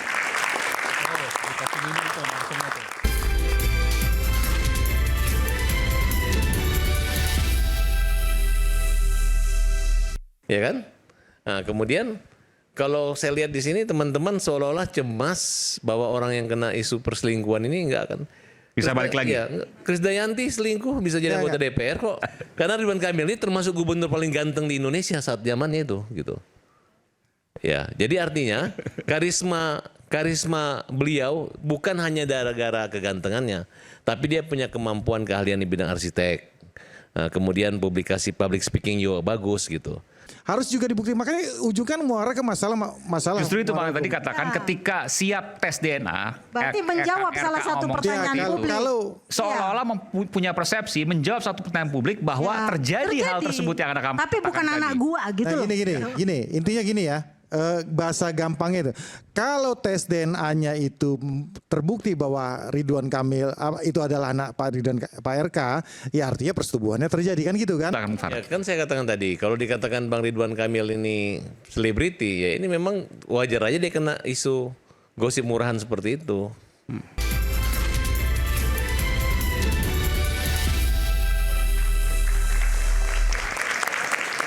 Di sini ada pakar komunikasi politik selain Bunda Leli, Prof. Bunda Leli, ada juga Bung Nyarwi Ahmad. Bung Nyarwi, Anda setuju dengan pernyataan saya? Ini kita nggak bicara soal dalam jangka waktu dekat, tapi kalau bicara soal elektoral pemilihan itu kan 2029. Dan RK dari kasus ini, apakah BJB dugaan korupsinya, lalu kemudian kasus ditambah lagi skandal pribadinya dengan Lisa Mariana, habis sudah karirnya. Anda setuju? Kecenderungan ke sana itu tinggi sekali. Tinggi sekali? Ya, kenapa? Begini. Pertama itu di Indonesia politik itu nggak bisa dilepaskan dari isu-isu yang moralitas, ya. Dan moralitas itu kan banyak ya. Misalnya kejujuran, tidak korupsi itu kan moralitas juga. Kemudian santun, ya secara keagamaan taat gitu ya, orang soleh gitu ya, misalnya begitu itu kan isu-isu moralitas semua. Dan setahu saya memang isu-isu ini kalau terkait dengan panggung elektoral itu sensitif, ya. Misalnya saya tarik ke belakang ya. Ini kita tidak hanya bicara RK saja sesungguhnya, tapi kan banyak juga para tokoh yang kemudian ada skandal-skandal yang sifatnya terkait moral ya, misalnya selingkuh atau apa gitu ya. Dan itu akan jadi selalu sasaran. Bahkan yang 2012 ya, saya lupa tahunnya, tapi 2012 sampai sekarang sudah 13 tahun nggak bisa muncul juga, walaupun mungkin jadi pengurus dan lain sebagainya, tapi nggak muncul ke publik. Iya, artinya dia tidak mungkin biasanya ya kalau itu terbukti, biasanya sulit untuk menjadi figur utama yang di panggung utama politik gitu ya. Memang risikonya begini, sedikit ya. Jawa Barat ini agak unik. Kita agak tarik luas sedikit ya, Bung Aiman. Banyak tokoh dari gubernur, wakil gubernur itu selebriti. Selebriti. Jadi kalau di teori saya itu kan selebriti politik ada dua, dari selebriti ke politik. Dari politisi yang kemudian menjadi selebriti politik. Deddy Mulyadi, Ridwan Kamil, dua-dua selebriti itu? Itu dari politisi menjadi selebriti politik. Kalau Deddy Miswar, Deddy Yusuf, itu dari selebriti kan, masuk ke politik kan gitu. Dan Jawa Barat ini ramah, artinya ramah itu pengagum gitu ya. Pemilihnya itu senang figur-figur ya, yang bisa mencitrakan dirinya. Bisa selebriti itu kan dia harus punya fanbase ya. Dan Pak Ridwan ini kan luar biasa berhasil dengan medsos, dia beradaptasi gitu ya, Pak RK ini ya. Kemudian ya figur ayah yang sempurna misalnya begitu, kira-kira begitu. Tapi kan kemudian ada hal-hal yang menyerempet ya, hal-hal yang negatif. Karena ini dia ibaratnya selebriti itu biasanya citranya itu bubble ya, melambung tinggi. Tapi resikonya adalah apa? Kalau bubble ini meletus. Bubble ini dia sudah di ujung puncak, tapi puncak ini mengarah ke ujung jurang, gitu ya. Yang sekarang terjadi di RK. Saya khawatir Pak RK ini di tepi jurang udah, gitu ya. Udah meletus belum bubble-nya? Pelan-pelan. Nah pertanyaannya adalah begini, mampukah Pak RK merestor dirinya? Tadi yang misalnya pertanyaan Bung Hendarsam, loh ini kok aneh Pak RK sendiri nggak pernah menjelaskan dirinya. Apa jawaban dari situ? Kalau tadi Bung Hendarsam nggak mau kasih jawaban, tapi saya tanya kepada Anda, kalau seandainya memang tidak terbukti, tidak melakukan, atau misalnya setidaknya mungkin, saya nggak bicara ini ya, mungkin melakukan tapi saya yakin kalau buktinya nggak akan punya, kenapa tidak dilawan saja? Misalnya seperti itu. Kenapa RK cenderung diam dan mengacaranya? Ada dua pandangan saya, Bung Ais. Bagaimana menerjemahkan itu? Iya, dua pandangan saya. Saya tidak bicara aspek hukum ya. Yang pertama misalnya kalau kita bicara mengelola diri seseorang, Pak RK sebagai dirinya misalnya sebagai selebriti. Selebriti itu kan punya narasi dan story. Ada drama naik turun. Penonton ini kan juga perlu menyimak cerita. Agak di situ. Ya, perlu menyimak. Pemancarnya soal di bawah. Menyimak drama atau cerita. Baik. Kan gitu. Nah, ini ceritanya masih berseri nih. Jadi ya tentu belum anti klimaks. Jadi Pak RK saya kira sebagai selebriti juga menikmati story ini. Masa menikmati? Ini kan bicara soal keluarga. Kita belum bicara anak loh, ya, Pak Nyarwi. Ngerti saya ngerti. Ini luar biasa. Ini bayangnya luar biasa ini. Personal diri individual Pak RK sebagai individu ya. Tapi kita melihat pesona sebagai sosok selebriti. Selebriti itu kan biasanya entah sadar entah tidak, bahwa sadar atau tidak, dia harus tetap muncul dalam algoritma audiensnya. Ya, ada relasi parasocial relation yang itu menjadi modal bagi dia. Ini dari aspek positif. Tentu dia mampu nggak gitu ya? Dia mampu nggak mengelola ini isu-isu ini? Saya contohkan begini deh. Bill Clinton misalnya. Ya. Itu kan figur yang luar biasa. Dengan Monica Lewinsky. Betul. Tapi sebelum dilanjutkan, ya beda dong Amerika dengan Indonesia. Tataran sosialnya kan beda. Betul. Budayanya beda. Ya. Tapi kan perubahan budaya juga pelan-pelan bergeser. Dalam jangka pendek, ya tadi Pak Zen mengatakan mungkin kalau minta maaf orang memaafkan. Itu contoh ya budaya pemaaf. Tetapi budaya bahwa orang Indonesia tidak suka hal-hal yang menabrak moral, menabrak agama itu ada. Apalagi Jawa Barat. Ya, saya misalnya ada kalau kita lihat ya Jawa Barat ini kan di antara beberapa provinsi kalau kita tarik ke belakang bahkan bicara hal-hal yang disampaikan politisi misalnya soal syariat Islam itu kuat dukungannya. Betul, Jawa Barat. Sentimen itu kuat. Sama kayak Sulawesi Selatan, itu kuat juga. Ya. Artinya apa? Kalau hal yang melanggar norma moral itu ada semacam ketidaksukaan publik. Tapi pertanyaannya, ini sejauh berapa lama? Berapa ingat gitu. Oke, saya tertarik begini. Pak RK tidak melakukan perlawanan karena menikmati apa yang terjadi saat ini. Anda mengatakan itu tadi ya? Saya khawatirnya perspektifnya yang saya yakin. Kenapa menikmati? Ini penting loh ini. Ya karena begini. Ini pernyataan. Ya betul. Selebriti itu kadangkala di tengah kontroversi itu juga kalau dia mampu mengelola citra dirinya walaupun tentu ada aspek negatif juga di sana. Itu paling enggak memori dia di mata publik itu terus menguat. Walaupun keluarganya jadi ancaman, istrinya, bahkan anak-anaknya. Itu kan nggak masuk logika kalau saya pribadi belum bisa menerima. Saya juga berpikir sama Kang Aiman ya. Iya. Karena begini, ya, apa yang disampaikan oleh Kang Nyarwi tadi adalah tentang impression management, ya. Manajemen pencitraan yang melekat pada seorang elit communication dan dia adalah elit komunikator atau komunikator politik ya seperti itu adalah tentang citra. Citra yang selama ini melekat pada seorang RK adalah seorang suami ideal, pemimpin ideal, bapak yang ideal. Tiba-tiba pikiran itu dihempaskan oleh situasi yang sampai kini belum bisa dijawab. Ya. Kemarin saya sempat khawatir nih, seandainya pun RK menerima tawaran untuk tes DNA yang diinginkan publik pencinta beliau itu dengan sosok yang diidealisir tadi. Tidak terbukti tes DNA ya? Kalau dia menerima tes DNA bukan tidak terbukti. Dia yang menerima saja. Yang diinginkan oleh masyarakat itu adalah peristiwa itu tidak pernah terjadi gitu loh. Lalu kalau tes DNA lalu hanya sekedar membuktikan itu bukan anaknya, berarti membuktikan hal lain. Iya. Hal lainnya adalah itu terjadi pernah gitu loh. Terjadi komunikasi hubungan dan lain sebagainya. Itu yang membuat sakit ya, terutama sehingga sekarang coba lihat kita di medsos itu. Justru pembelaan terhadap Bu Cinta begitu besar. Bener kan? Iya. Jadi semangat Bu Cinta, lawanmu terlalu berat katanya gitu. Salah satunya saya tertawa dalam hal ini simbol-simbol semacam itu. Jadi memang banyak kategori yang membuat seorang elit komunikasi. Kan ada elit communication, hegemonic communication, asosiasional communication, dan petitionary communication. Kelompok-kelompok itu punya pilah tersendiri. Pemilih di Indonesia terutama, kan pertanyaannya apa akan bangkit atau tidak gitu kan ya. Pemilih di Indonesia itu tidak ada dalam teori komunikasi politik dan teori politik apapun. Baik dia secara pemilih rasional, sosiologis, psikologis. Di Indonesia itu ada pemilih irasional. Nah, irasional tadi dicontohkan sama Om Bupati, Om Zen. Katanya Kang Aceng katanya dia sebut tadi persoalannya terpilih lagi, tapi kan kasusnya beda.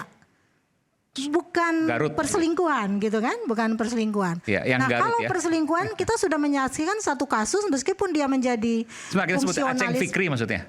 Iya, tadi yang disebut sama Pak. Ya, oke. Itu berbeda. Itu bukan Berbeda perselingkuhan. kasusnya, Bukan tidak sama. perselingkuhan itu. Bukan perselingkuhan. Iya. Nah, jadi ukuran tentang sesuatu yang ideal atau dalam teori dramaturgis diidealisir sedemikian rupa. Jadi kan perilaku yang tidak layak itu sebenarnya harus disembunyikan. Kalau menerima tes DNA dulu, bukan anak gua, tapi kan terjadi. Yang ideal tadi sudah gugur salah satu. Dan itu untuk rakyat Jawa Barat susah untuk kembali. Susah. Tadi Mas Nyarwi menyatakan ada pada kategori agama Jawa Barat itu sangat kuat. Aku nggak setuju. Kenapa ya? Benar. Jadi justru kalau dikatakan Ridwan Kamil nih tes DNA berarti selebritis. Enggak, sebentar, dari tes DNA dulu. Tes DNA berarti seolah-olah menyampaikan pada publik, iya dong, ada sesuatu, komunikasi, hubungan dan lain sebagainya. Itu dulu terbukti atau nggak terbukti? Tapi Nomor tidak membuahkan hasil gitu lah. Gini. Ceritanya. Ini kan harus dibedakan. Ini persepsi publik ya. Ini kesimpulan. harus dibedakan bahwa satu ada tidak perbuatan persetubuhannya, kan gitu. Itu belum terjawab juga. Ya kan gitu kan. Ini kan kita harus sejauh itu. Iya kan. Ada tidak persetubuhannya. Nah, kemudian ada tidak persetubuhan itu menghasilkan anak sesuatu kan gitu kan. Nah, ini dua hal kan. Nah, yang dimaksud oleh Prof tadi kan, Mudeli tadi menyatakan bahwa bisa jadi ya kan bukan anaknya tapi persetubuhannya ada. Kan gitu. Nah itu yang tadi yang saya merefer apa yang dikatakan oleh Bung Farhad tadi. Persetubuhannya kan harus terbukti. Harus juga dibuktikan. Makanya ujung kan muara ke masalah. Justru itu Bang tadi katakan ketika siap tes DNA. Berarti menjawab salah satu pertanyaan publik. Seolah-olah punya persepsi menjawab satu pertanyaan publik bahwa terjadi hal tersebut yang ada. Tapi bukan anak gua gitu loh. Gini, intinya gini ya. Bahasa gampangnya itu. Kalau tes DNA-nya itu terbukti bahwa Ridwan Kamil itu adalah anak Pak RK, ya artinya persetubuhannya terjadi kan gitu kan? Ya. Nah, itu udah fix. Makanya oleh karena itu kalau ini sebelum bicara hasil tes DNA silakan. Tapi begini Mas, sebelum hasil. Kalau jelasin dulu sebentar. Silakan. Betul Bu ya, Bu Indah Lili. Jadi salah satu citra ideal itu luntur satu. Itu maksud saya. Ini maksudnya. Jadi udah silakan tes DNA bukan anak gua kok. Tapi tidak menjawab apakah persetubuhannya ada atau tidak. Tapi persepsi publik sudah terbentuk. Silakan Bung Ya, kan saya katakan tadi, kalau dikatakan Bang Ridwan Kamil ini selebriti, ya ini memang wajar aja dia kena isu gosip murahan seperti itu. Ya kan? Nah, kemudian kalau saya lihat di sini teman-teman seolah-olah cemas bahwa orang yang kena isu perselingkuhan ini enggak akan bisa balik lagi. Ya, Krisdayanti selingkuh bisa jadi anggota DPR kok. Contoh. Betul Mas. Contoh beberapa yang jadi selingkuh nggak masalah jadi selebritis. Hampir karena ada pepatah aja mengatakan susah mengalahkan orang ganteng dan orang cantik. Karena Ridwan Kamil ini termasuk Farhad Abbas gitu. Aku nggak terlalu ganteng. Karena Ridwan Kamil ini termasuk gubernur paling ganteng di Indonesia saat zamannya itu, gitu. Ya, jadi artinya karisma beliau bukan hanya gara-gara kegantengannya, tapi dia punya kemampuan keahlian di bidang arsitek. Nah, kemudian publikasi public speaking juga bagus gitu. Hanya sekarang aja beliau nggak punya jabatan. Too good to be true lah kalau bahasanya ya. Sempurna, tapi ternyata luar biasa ada kasus di ujungnya setelah dia tidak menjabat yang kemudian juga luar biasa menjatuhkannya. Karena isu sensitif tentang wanita ini tadi Ibu Prof bilang katakan tentang harta Toyota wanita kan. Ya memang wanita ini sedikit gosip aja atau pakai rekayasa segala macam ini selingkuh itu bisa, tapi saya yakin masyarakat Jawa Barat sekarang itu bukan pemaaf. Lebih modern, tidak hanya otaknya, ilmunya lebih bagus. Nah, justru saya mau menanyakan kepada Pak Bupati, ya Pak Bupati. Bapak kan sebagai ahli budaya, seniman juga di Purwakarta. Kalau kasus-kasus seperti ini, ya, untuk bukan menuntut Pak Ridwan Kamil minta maaf baru dimaafkan gitu. Kira-kira apa ritual atau secara adat gitu? Mungkin Bapak sebagai tokoh adat mengatakan adat kalau perlu membersihkan kembali nama Pak Ridwan Kamil karena tidak menutup kemungkinan suatu saat kasus ini akan menimpa atau Bapak alami kira-kira Pak. Ya Pak silakan Pak. Bapak dulu saya mendengar ya. Tapi kemudian kalau Bapak mengalami gitu, bukan Bapak lah. Kira-kira apa yang dilakukan? Enggak. Ini jangan sampai lah. Ini kan kita bicara terlepas dari betul atau tidak ya. Kita nggak bicara bahwa itu terjadi kan gitu. Karena masih jauh lah kita bicara itu terjadi atau itu anaknya Pak Ridwan Kamil atau bukan kan. Kalaupun misalnya terjadi selingkuh, ya terus itu bukan anaknya misalnya kan, ya kan. Atau misalnya apalagi kalau tidak terjadi selingkuh, berarti kan bukan sama sekali bukan anak. Meskipun persepsi publik sudah terbentuk karena mau tes DNA itu artinya pernah terjadi perselingkuhan kan gitu. Betul. Ini persepsi ya. Ya. Terus yang dimaksud oleh saya tadi bahwa kita mengakui dan meminta maaf atas kehilapan itu jika itu memang adanya terjadi. Nah kalau misalnya sebaliknya kalau itu tidak terjadi ya tinggal buktikan saja bahwa itu tidak terjadi kan gampang. Ya kan? Permasalahannya sampai sekarang tidak ada upaya yang dilihat tadi oleh Bung Hendarsam, oleh Bunda Leli, Prof. Leli. Ada upaya tersebut, itu yang jadi pertanyaan. Ada apa di balik ini? Nah, ketika apakah benar itu tidak ada publik upaya akan berpikir bahwa jangan-jangan benar terjadi perselingkuhan atau ada hal lain? Apa salahnya RK menjawab, saya tidak pernah berselingkuh. Nah, saya tidak pernah ketemu dia. Gitu. Apa salahnya menjawab? Kalau tidak berselingkuh. Kalau berselingkuh, mohon maaf, saya laki-laki, saya ganteng, saya hilaf dan saya sudah berselingkuh. Dan masyarakat Jawa Barat bisa menerima itu? Ya saya pikir masyarakat bukan hanya Jawa Barat, Indonesia ini orang timur, dia mudah melupakan dan memaafkan.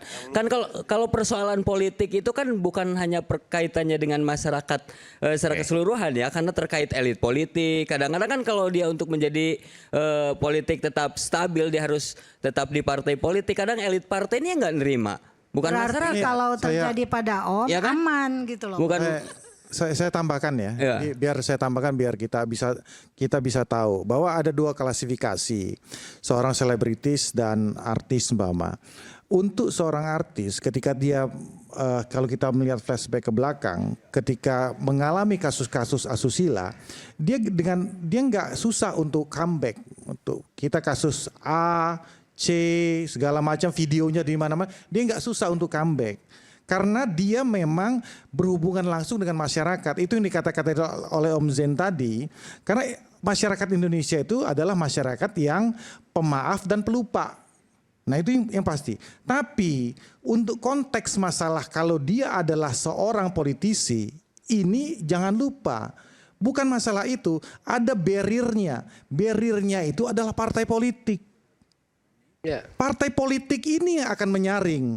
Ini kalau ada seorang yang tanda kutip ya maaf ya, kalau ya kasusnya abu-abu, kalau Krisdayanti ini kan gosip ya. Tapi kalau kasusnya yang sudah jelas sampai udah ada videonya segala macam, mana ada partai politik yang mau ngambil untuk mengendorse lagi, itu mendowngrade partai politik itu sendiri. Makanya oleh karena itu partai politik ini garda terakhir dari moral daripada para politisi ini. Nah ini yang jadi masalah. Jadi ini nggak bisa dicampur adukan menjadi satu. Kenapa itu, Mas Nyarwi? Ya, nyambung Bung Emen. Nanti saya akan ke Bung Nyarwi. Tapi kita sadar nggak bahwa kenapa kemudian kita bicarakan soal Jawa Barat ini? Sekarang panggung Indonesia yang terbesar mungkin bisa jadi bukan panggung Jakarta lagi, tapi tiba-tiba menyeruak panggung Jawa Barat. Apakah itu Deddy Mulyadi? Apakah Ridwan Kamil dengan kasusnya? Kenapa bisa terjadi demikian? Dan apakah nanti 2029 saingannya Pak Prabowo misalnya justru muncul dari Jawa Barat? Saya tidak tahu. Kita akan bicara selepas jeda. Kami akan segera kembali sesaat lagi.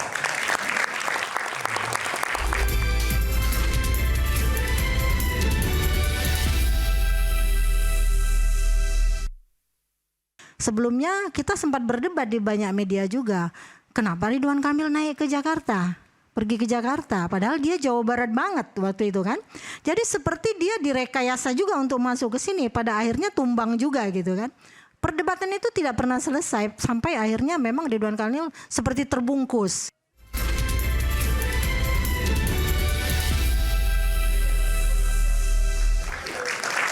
Kembali di Rakyat Bersuara. Saya ke Bung Nyarwi dulu. Bung Nyarwi, Anda setuju tadi ke Bunda Leli juga. Bahwa sekarang kita dihadapkan atau disajikan bukan lagi panggung Indonesia secara umum, tapi justru panggung Jawa Barat. Belum selesai dengan Deddy Mulyadi yang banyak dikritik tapi juga banyak dipuji gitu ya. Lalu kemudian ada Ridwan Kamil. Bahkan ada yang mengatakan bahwa panggung Jakarta beralih ke panggung Jawa Barat. Kalau kita bicara soal ke depan, jangan-jangan kemudian saingan politik terberat ada di Jawa Barat. Anda punya pendapat soal ini? Ya, itu masuk akal Bung Aiman. Pertama, jumlah pemilih, ingat ya, jumlah penduduk Indonesia paling besar. Paling besar Jawa Barat. Pemilih itu mau Pilpres mau Pileg paling banyak Jawa Barat. Ya. Jumlah caleg DPR RI paling banyak juga Jawa Barat, ya. Dan kita tahu, saya kira ya, Jawa Barat ini juga banyak tokoh potensial. Ya, banyak tokoh yang kemudian punya keunikan atau punya daya tarik. Ya, memang tentu saja banyak ini yang populer. Masih ingat nggak? Saya kira banyak selebriti, banyak tokoh ya politik. Dulu ada Kang Deddy Mizwar, ya kan. Kemudian ini nggak tahu namanya kok Deddy banyak ya. Sekarang Kang Deddy Mulyadi KDM gitu ya. Sebelumnya Ridwan Kamil juga sangat populer ya. Bahkan sempat masuk bursa ya. Walaupun tidak masuk dalam. Ya sekarang juga makin populer kan? Iya, maksud saya masuk bursa Pilpres. Kan sempat kan dalam bursa Pilpres walaupun tidak jadi ya. Akhirnya Pilgub Jakarta kan gitu. Nah, malah tidak beruntung kan gitu.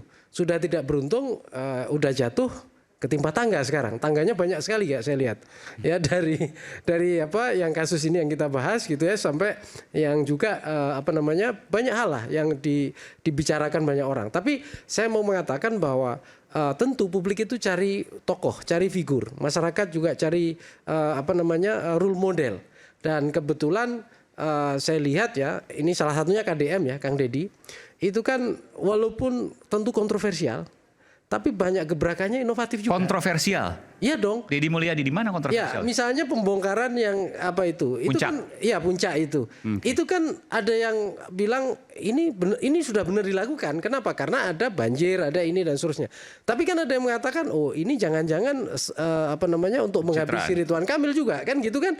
Oh untuk untuk memojokkan Ridwan Kamil. Ya. Belum lagi ketika jadi Bupati Purwakarta itu kan juga ada misalnya melarang bertamu bisa kita lihat jejaknya. Yang sekarang terbaru adalah melarang sumbangan di jalan termasuk di jalanan masjid. Seperti itu kan pasti padahal itu ada dan budaya yang dianggap juga sudah mapan ya, itu sama dia dilarang karena misalnya harus ditertibkan. Nah, hal yang seperti ini saya kira bentuk-bentuk inovasi. Kita tentu para pimpinan kepala daerah kayak Kang Deddy Mulyadi ini saya kira pasti akan terus. Tapi revolusioner meskipun pro dan kontra wajar. Ya di mana-mana akan seperti itu ya, yang inovatif pasti akan mendapatkan tantangan. Ingat nggak dulu Jakarta ada Ahok kan, Basuki Cahayapurnama tidak kalah kontroversial juga ya, bahkan dengan kontroversinya tentu ada sangat penggemarnya juga ada haternya kan, orang-orang yang tidak suka. Nah ini otomatis. Nah tetapi pertanyaan saya Bung Aiman ya, kalau bahwa Jawa Barat itu akan menjadi panggung perhatian, itu menurut saya penting. Kita terus lihat ya. Mohon maaf. Ya. Okay. Kenapa? Biasanya Jawa ini kan ada beberapa yang kemarin kita simak ya. Calon dalam bursa Pilpres, 1 Jawa Tengah, 2 Jakarta, 3 Jawa Barat. Yang berhasil masuk kan mana? Jakarta sama Jawa Tengah kan. Ada Anies, ada Mas Ganjar kan gitu. Nah, pertanyaan berikutnya, ini provinsi besar semua loh. Tentu akan sejauh mana figur di Jawa Barat ini menjadi panggung penting, itu bukan hanya Jakarta saja. Apakah tokoh figur Jakarta seperti Mas Pram ya dan Bang Dul itu terus-menerus menjadi daya tarik? Kalau itu mampu lebih melampaui, bisa jadi masih dianggap panggung penting. Tetapi kalau misalnya tenggelam gitu ya, yang dominan misalnya yang model-model leadership yang sekarang Jawa Barat. Seperti apa? Antara Jakarta dan Jawa Barat misalnya? Ya, yang di atas angin masih Kang Deddy Mulyadi kan. Kalau ukurannya di medsos loh ya. Anda setuju Bu, Mbak Leli, Prof Leli? Ya, kalau kita melihat tentang Jakarta ya Kang Kaiman. Jawa Barat 50 juta jumlah penduduknya, Jawa Timur 40, Jawa Tengah 30, Jakarta cuma 10 juta. Jadi jauh perbandingannya. Tapi dulu menjadi penentu Jakarta. Iya, menjadi magnet dan dianggap sebagai barometer pilpresnya Indonesia itu ya Jakarta. Siapa yang bisa menjadi gubernur Jakarta, kemudian punya potensi untuk menjadi presiden. Itu 10 tahun lalu misalnya? 10 tahun yang lalu. Oke, saat ini? Nah saat ini mungkin karena tipologi Mas Pram ini memang tipologi orang yang diem gitu loh. Jadi beliau tidak terlalu beria, bahkan beliau memulai dari 0% di Jakarta itu kan. Kita antara waktu itu kita mengawal terus di semua stasiun TV, kejar-kejaran elektabilitasnya Mas Pram. Jadi ketika dalam hitungan 3 bulan masih 7 dengan Ridwan Kamil hitungannya tinggal cuma 7%, naik 11%, terus merangkak naik.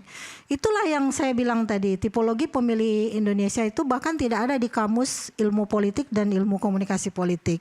Jadi mereka terus memantau perkembangan itu. Nah, seandainya sekarang misalnya perhatian pada Jawa Barat, karena memang pemimpin itu kan bukan sesuatu yang statis. Karena itu dalam ilmu komunikasi, terutama komunikasi politik, tidak pernah kita boleh menempatkan audien itu sebagai komunikan. Karena komunikan itu adalah orang yang tidak kreatif, tidak inovatif, tidak produktif. Jadi mbalelo lah istilahnya. Objek bukannya. Kalau orang ngomong, ngangap mulutnya gitu kan. Nah sekarang kan semuanya sudah menjadi komunikator politik. Nah ketika Kang Deddy misalnya membuat suatu inovasi, itu kan menunjukkan kekasan gaya kepemimpinan dia. Yang kita sudah tahu sejak dia di Purwakarta agak meledak-ledak. Saya belum tahu sama Om Zen ya. Itu sudah melihat tipologi yang berbeda. Nah, berbeda dari RK juga.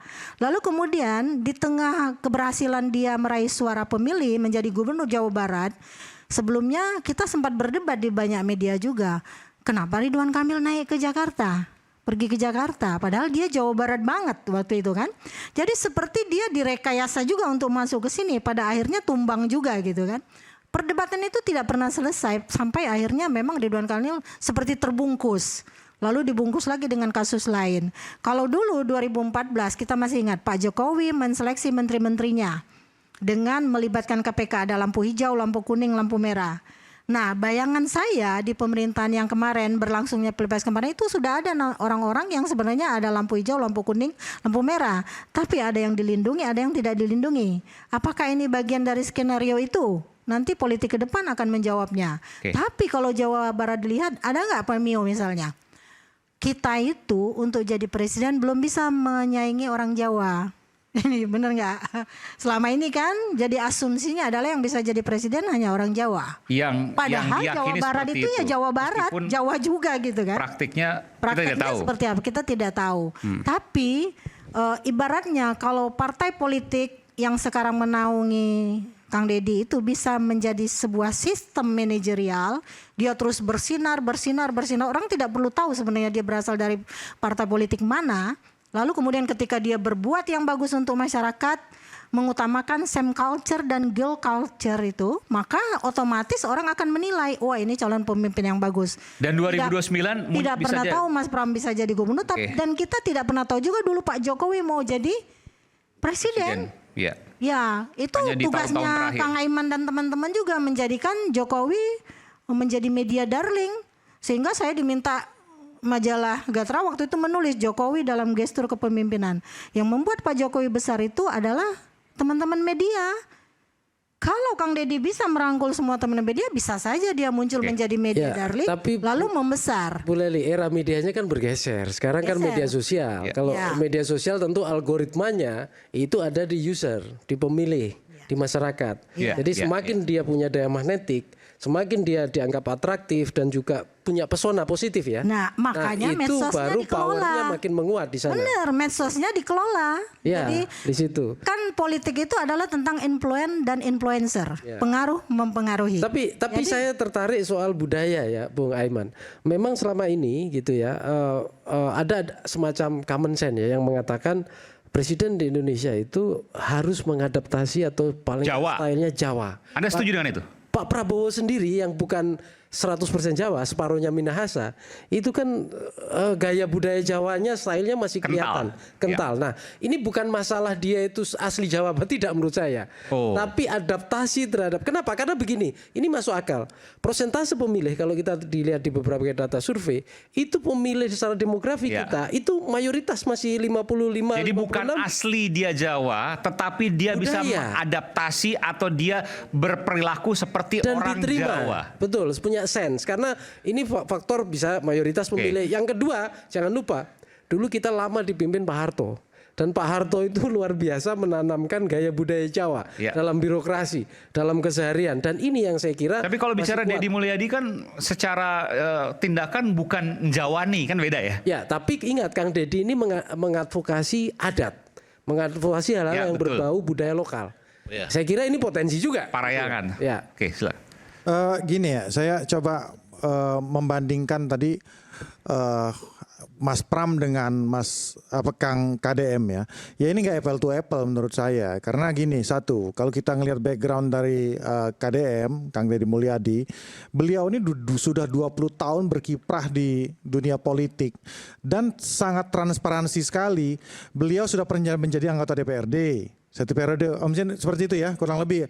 Wakil Bupati Purwakarta 2 periode. Jadi dia ini sudah pengalaman di Jawa Barat dan sudah tahu peta dan permasalahan Jawa Barat. Jadi itu yang sering saya katakan, sudah pernah katakan Bang tadi, ini gubernur yang udah siap pakai. Jadi dia ini udah tahu, udah mapping semua, dan beliau latar belakangnya kan memang orang petani nih. Jadi yang sebagian besar demografi daripada masyarakat Jawa Barat itu ada masyarakat miskin pedesaan yang itu memang beresonansi dengan hati nurani beliau. Jadi dia tahu persis masalah itu. Ini yang beda dengan Mas Pram. Mas Pram ini adalah mantan Seskap. Ujuk-ujuk tahu-tahu karena situasi kondisi politik dia Tapi dia anggota DPR saya teruskan dulu. Di tanda kutip dipaksakan untuk maju men-challenge Ridwan Kamil. Tentunya dia perlu proses untuk belajar. Dia perlu proses untuk belajar itu. Tidak tanda kutip saya bisa katakan dia tidak langsung bisa siap pakai. Dia harus belajar dulu. Itu jadi startnya udah nggak bareng. Bukan berarti saya mengatakan Mas Pram tidak baik, tidak seperti itu. Tapi memang startnya udah beda. Yang satu orang udah siap pakai, yang satu masih mau belajar. Meskipun harus dibedakan juga karena karakter antara Deddy Mulyadi dengan Pramono Anung berbeda jauh. Yang kedua juga masalah variabel karakter tadi, bahwa kita sekarang ini Mas KDM ya, Deddy Mulyadi ini kan orang yang peka terhadap zaman. Nah, kita harus tahu bahwa ketika peka terhadap zaman, transparansi itu bukan transparansi di atas kertas. Pertanyaannya 2029, Anda dari Gerindra juga, apakah punya peluang untuk maju atau tidak? Kita akan balik saat lagi.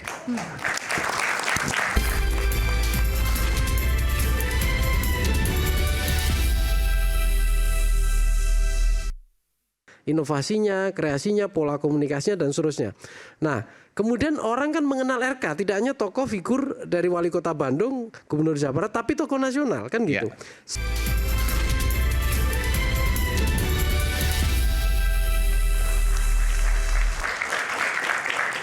Kita bicara geser ke masa depan sedikit, soal Jawa Barat, panggung nasional yang sekarang beralih ke panggung terkini adalah di Jawa Barat. Bung Nyarwi, apakah kalau kita bicara ke depan, saya nggak mau bicara langsung 2029 karena 2029 itu didahului oleh 2025, 2026, 2027 dan 2028. Apakah panggung Jawa Barat ini akan bertahan sampai nanti 2029 atau ada hal lain yang bisa mengganggunya?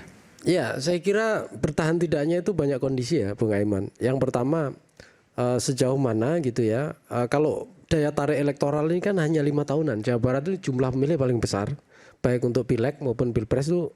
Dan apa yang dilakukan Deddy Mulyadi saat ini berhasil? Nah, variabel yang sangat penting salah satunya bukan jumlah penduduk, tapi seberapa para tokoh yang memimpin, terutama Jawa Barat nomor 1, yaitu sekarang Kang Deddy ya, itu dianggap bukan hanya atraktif, tapi inovatif, punya terobosan, bahkan menjadi sosok figur-figur artinya dia berhasil di mata Jawa Barat dulu nih.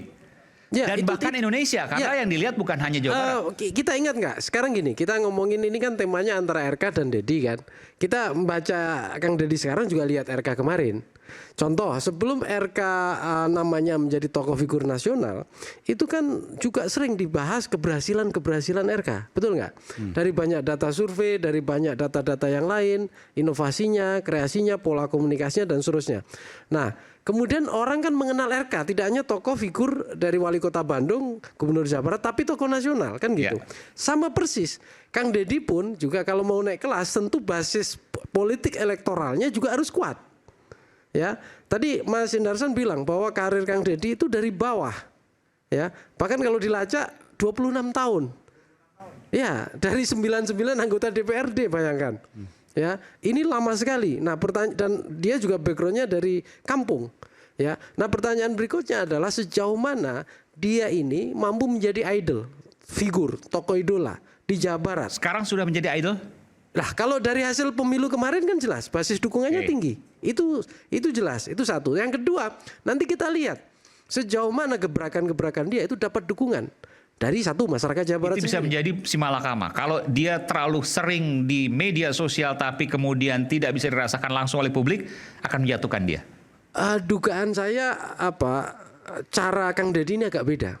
Setiap tokoh figur politik biasanya caranya beda-beda. Belum lagi basis ya, kita lihat profil background. Saya tidak kenal dua-duanya secara personal, baik RK maupun Kang Deddy ya. Saya hanya menyimak dari berbagai media. RK itu kan selain dia dari wali kota Bandung karirnya ya, kemudian di gubernur Jawa Barat. Kang Deddy ini kan dari pinggiran, Purwakarta, kampung, dia juga orang lahir di kampung gitu ya, dan gayanya kampungan, mohon maaf, kampungan dalam arti positif ya, bukan kampungan negatif. Dalam arti positif, maksudnya gimana tuh? Ya, misalnya dia mengadvokasi dengan gaya-gaya budaya, pakaian, semua bergaul. Saya pernah kok lihat misalnya banyak dibahas juga ya, kalau kita lihat Kang Deddy itu kan di banyak segmen, di medsos saja di banyak segmen. Bentar, saya tanya dulu, di Purwakarta Kang Deddy masih sangat dicintai? Masih sangat. Oh, ini bupati sendiri kamu? Nah, ya, Kang Zen aja mengkonfirmasi itu. Artinya gini, kalau seorang politisi mampu membangun basisnya mulai dari bawah yang menguat, kemudian merata, melebar, apalagi dia menjadi menunjukkan bukan sekedar dia kuat dapat simpati atau istilahnya daya tarik dari masyarakat, tapi dia punya kerja nyata, dia punya produk-produk bermanfaat. Saya kira daerah lain iri juga. Dan saat ini kalau kita bicara, katakanlah misalnya pilkada nanti 2029, Deddy Mulyadi dengan Ridwan Kamil, udah nggak apple to apple sekarang? Oh, iya, sekarang kan gini ya, RK posisinya kan begini. Sementara Kang Deddy udah menanjak ke atas. Tentu dalam politik, sini sama dalam selebriti politik ya, biasanya kalau dia berhadapan-hadapan, itu bukan hanya zero sum game. Artinya jumlah kalau 100, kalau ini dapat 70, maka lainnya kan sisa. Tinggal 30, nggak bisa nambah lagi. Nah, sama ketika kita sosok figur-figur ini, tokoh ini yang kemudian dihadap-hadapkan, ya ini mulai naik, maka yang lain itu space-nya juga makin mengecil. Apalagi tambah ada kasus ini. Iya, apalagi ditambah banyak kasus. Tentu dinamika ini bukan statis di sini ya.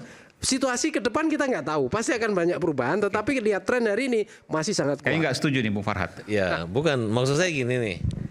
Ya saya setuju sih analisa, tapi maksud saya kalau saya mengenal Pak Deddy Mulyadi itu hampir 26 tahun juga, dari tahun 2000 ya. Sejak DPRD. Ya, di DPRD di Purwakarta gitu. Dan saya tahu ya, termasuk beliau orang sederhana, rendah hati, dan beliau nggak pelit untuk melakukan aksi promosi daerah dan lain sebagainya. Sekalipun harus berbayar. Nah, termasuk bergaul dengan kalangan-kalangan selebritis maupun artis yang memiliki massa banyak. Nah, jadi bahkan kalau mungkin ya, ini kan namanya politik. Pak Deddy juga harus berterima kasih sama Pak Ridwan Kamil. Karena? Kalau Pak Ridwan Kamil nggak dipindahin jadi calon bupati gubernur Jakarta, itu belum tentu Pak Deddy bisa ngalahin Pak Ridwan Kamil gitu. Dan Ridwan Kamil juga bukan gara-gara dia kalah, karena dia kalah di Jakarta paling 1%, 2% aja. 1% nggak sampai. Di Dharma hampir 10%, mereka itu yang sisanya antara Pak Pramono dan Pak Ridwan. Berarti kan Pak Ridwan Kamil juga tokoh nasional yang perlu diperhitungkan banget gitu. Yang nggak tahu nanti apakah dia akan kembali ke sana. Dan kita tidak boleh juga menyimpulkan bahwa saat ini Pak Deddy naik, Pak Ridwan turun. Enggak juga gitu. Enggak juga? Enggak. Di mana teorinya? Ya karena ya Pak, saya sampaikan Pak Bupati, sampaikan ke Pak Dedi ya. Pak Ridwan adalah juga tokoh Jawa Barat. Ya, kita saat ini beliau juga punya kepentingan ini menyangkut Jawa Barat. Namanya manusia itu ada salah, ada hilapnya. Tuhan saya Maha Pengampun gitu. Nah, jangan pemilu masih tahun 2029 sekarang sudah ada hal-hal yang membandingkan gitu. Nah, jadi mungkin ketika Pak Ridwan Kamil dalam keadaan terpuruk ya bukan hanya Parat Abbas yang Pak Dedi juga bisa menunjukkan bahwa orang Jawa Barat tuh nggak kayak begini gitu. Dan Pak Deddy Mulyadi itu punya kemampuan retorika, bahkan permasalahan hukum pun dia kuasai. Kami pernah bersama-sama membela Vina, kasus Vina gitu. Iya.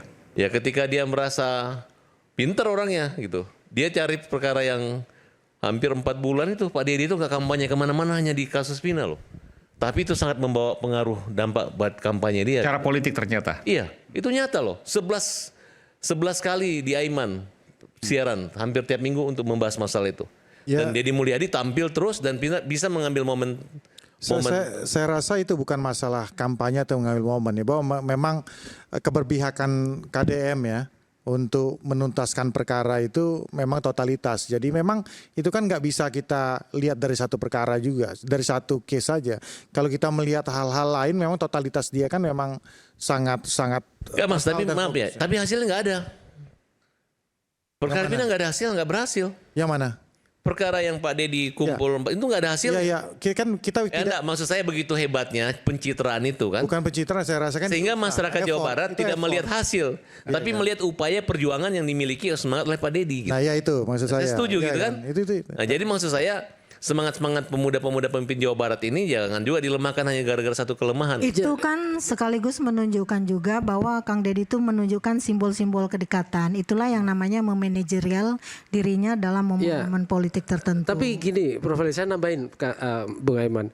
Sebenarnya ini kita para tokoh sekarang ya hari ini ya, itu bukan hanya kedekatan, akar kedukungan, tapi kehebatannya adalah dia mampu kalau di news kan dia menjadi newsmaker. Nah ini sosial media newsmaker. Yeah. Jadi kira-kira Kang Deddy ini memang punya daya pesona dari gebrakan-gebrakannya. Itu menarik algoritma. Dan itu secara politik dalam tanda kutip berbahaya untuk lawan-lawannya.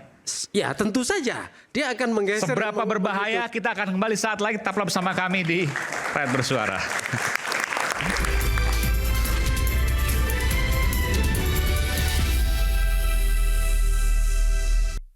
Kemungkinan itu ada karena sudah disampaikan oleh pengacaranya Ridwan Kamil, dia tidak mau melakukan tes DNA kalau tidak ada perintah hukum, perintah proses hukum. Artinya membiarkan persepsi publik bahwa terjadi perselingkuhan itu. Bang Ridwan Kamil ya masih asas praduga tidak bersalah dan tidak usah khawatir, nggak akan pernah terjadi tes DNA menurut saya. Tidak akan pernah terjadi. Tidak pernah terjadi. Bukan karena dihindari. Ya karena kalau orang cerai aja ada masa idah gitu kan. Ini kan memang orang yang hanya sekedar mencari sensasi, selama ini nggak pernah ribut gitu.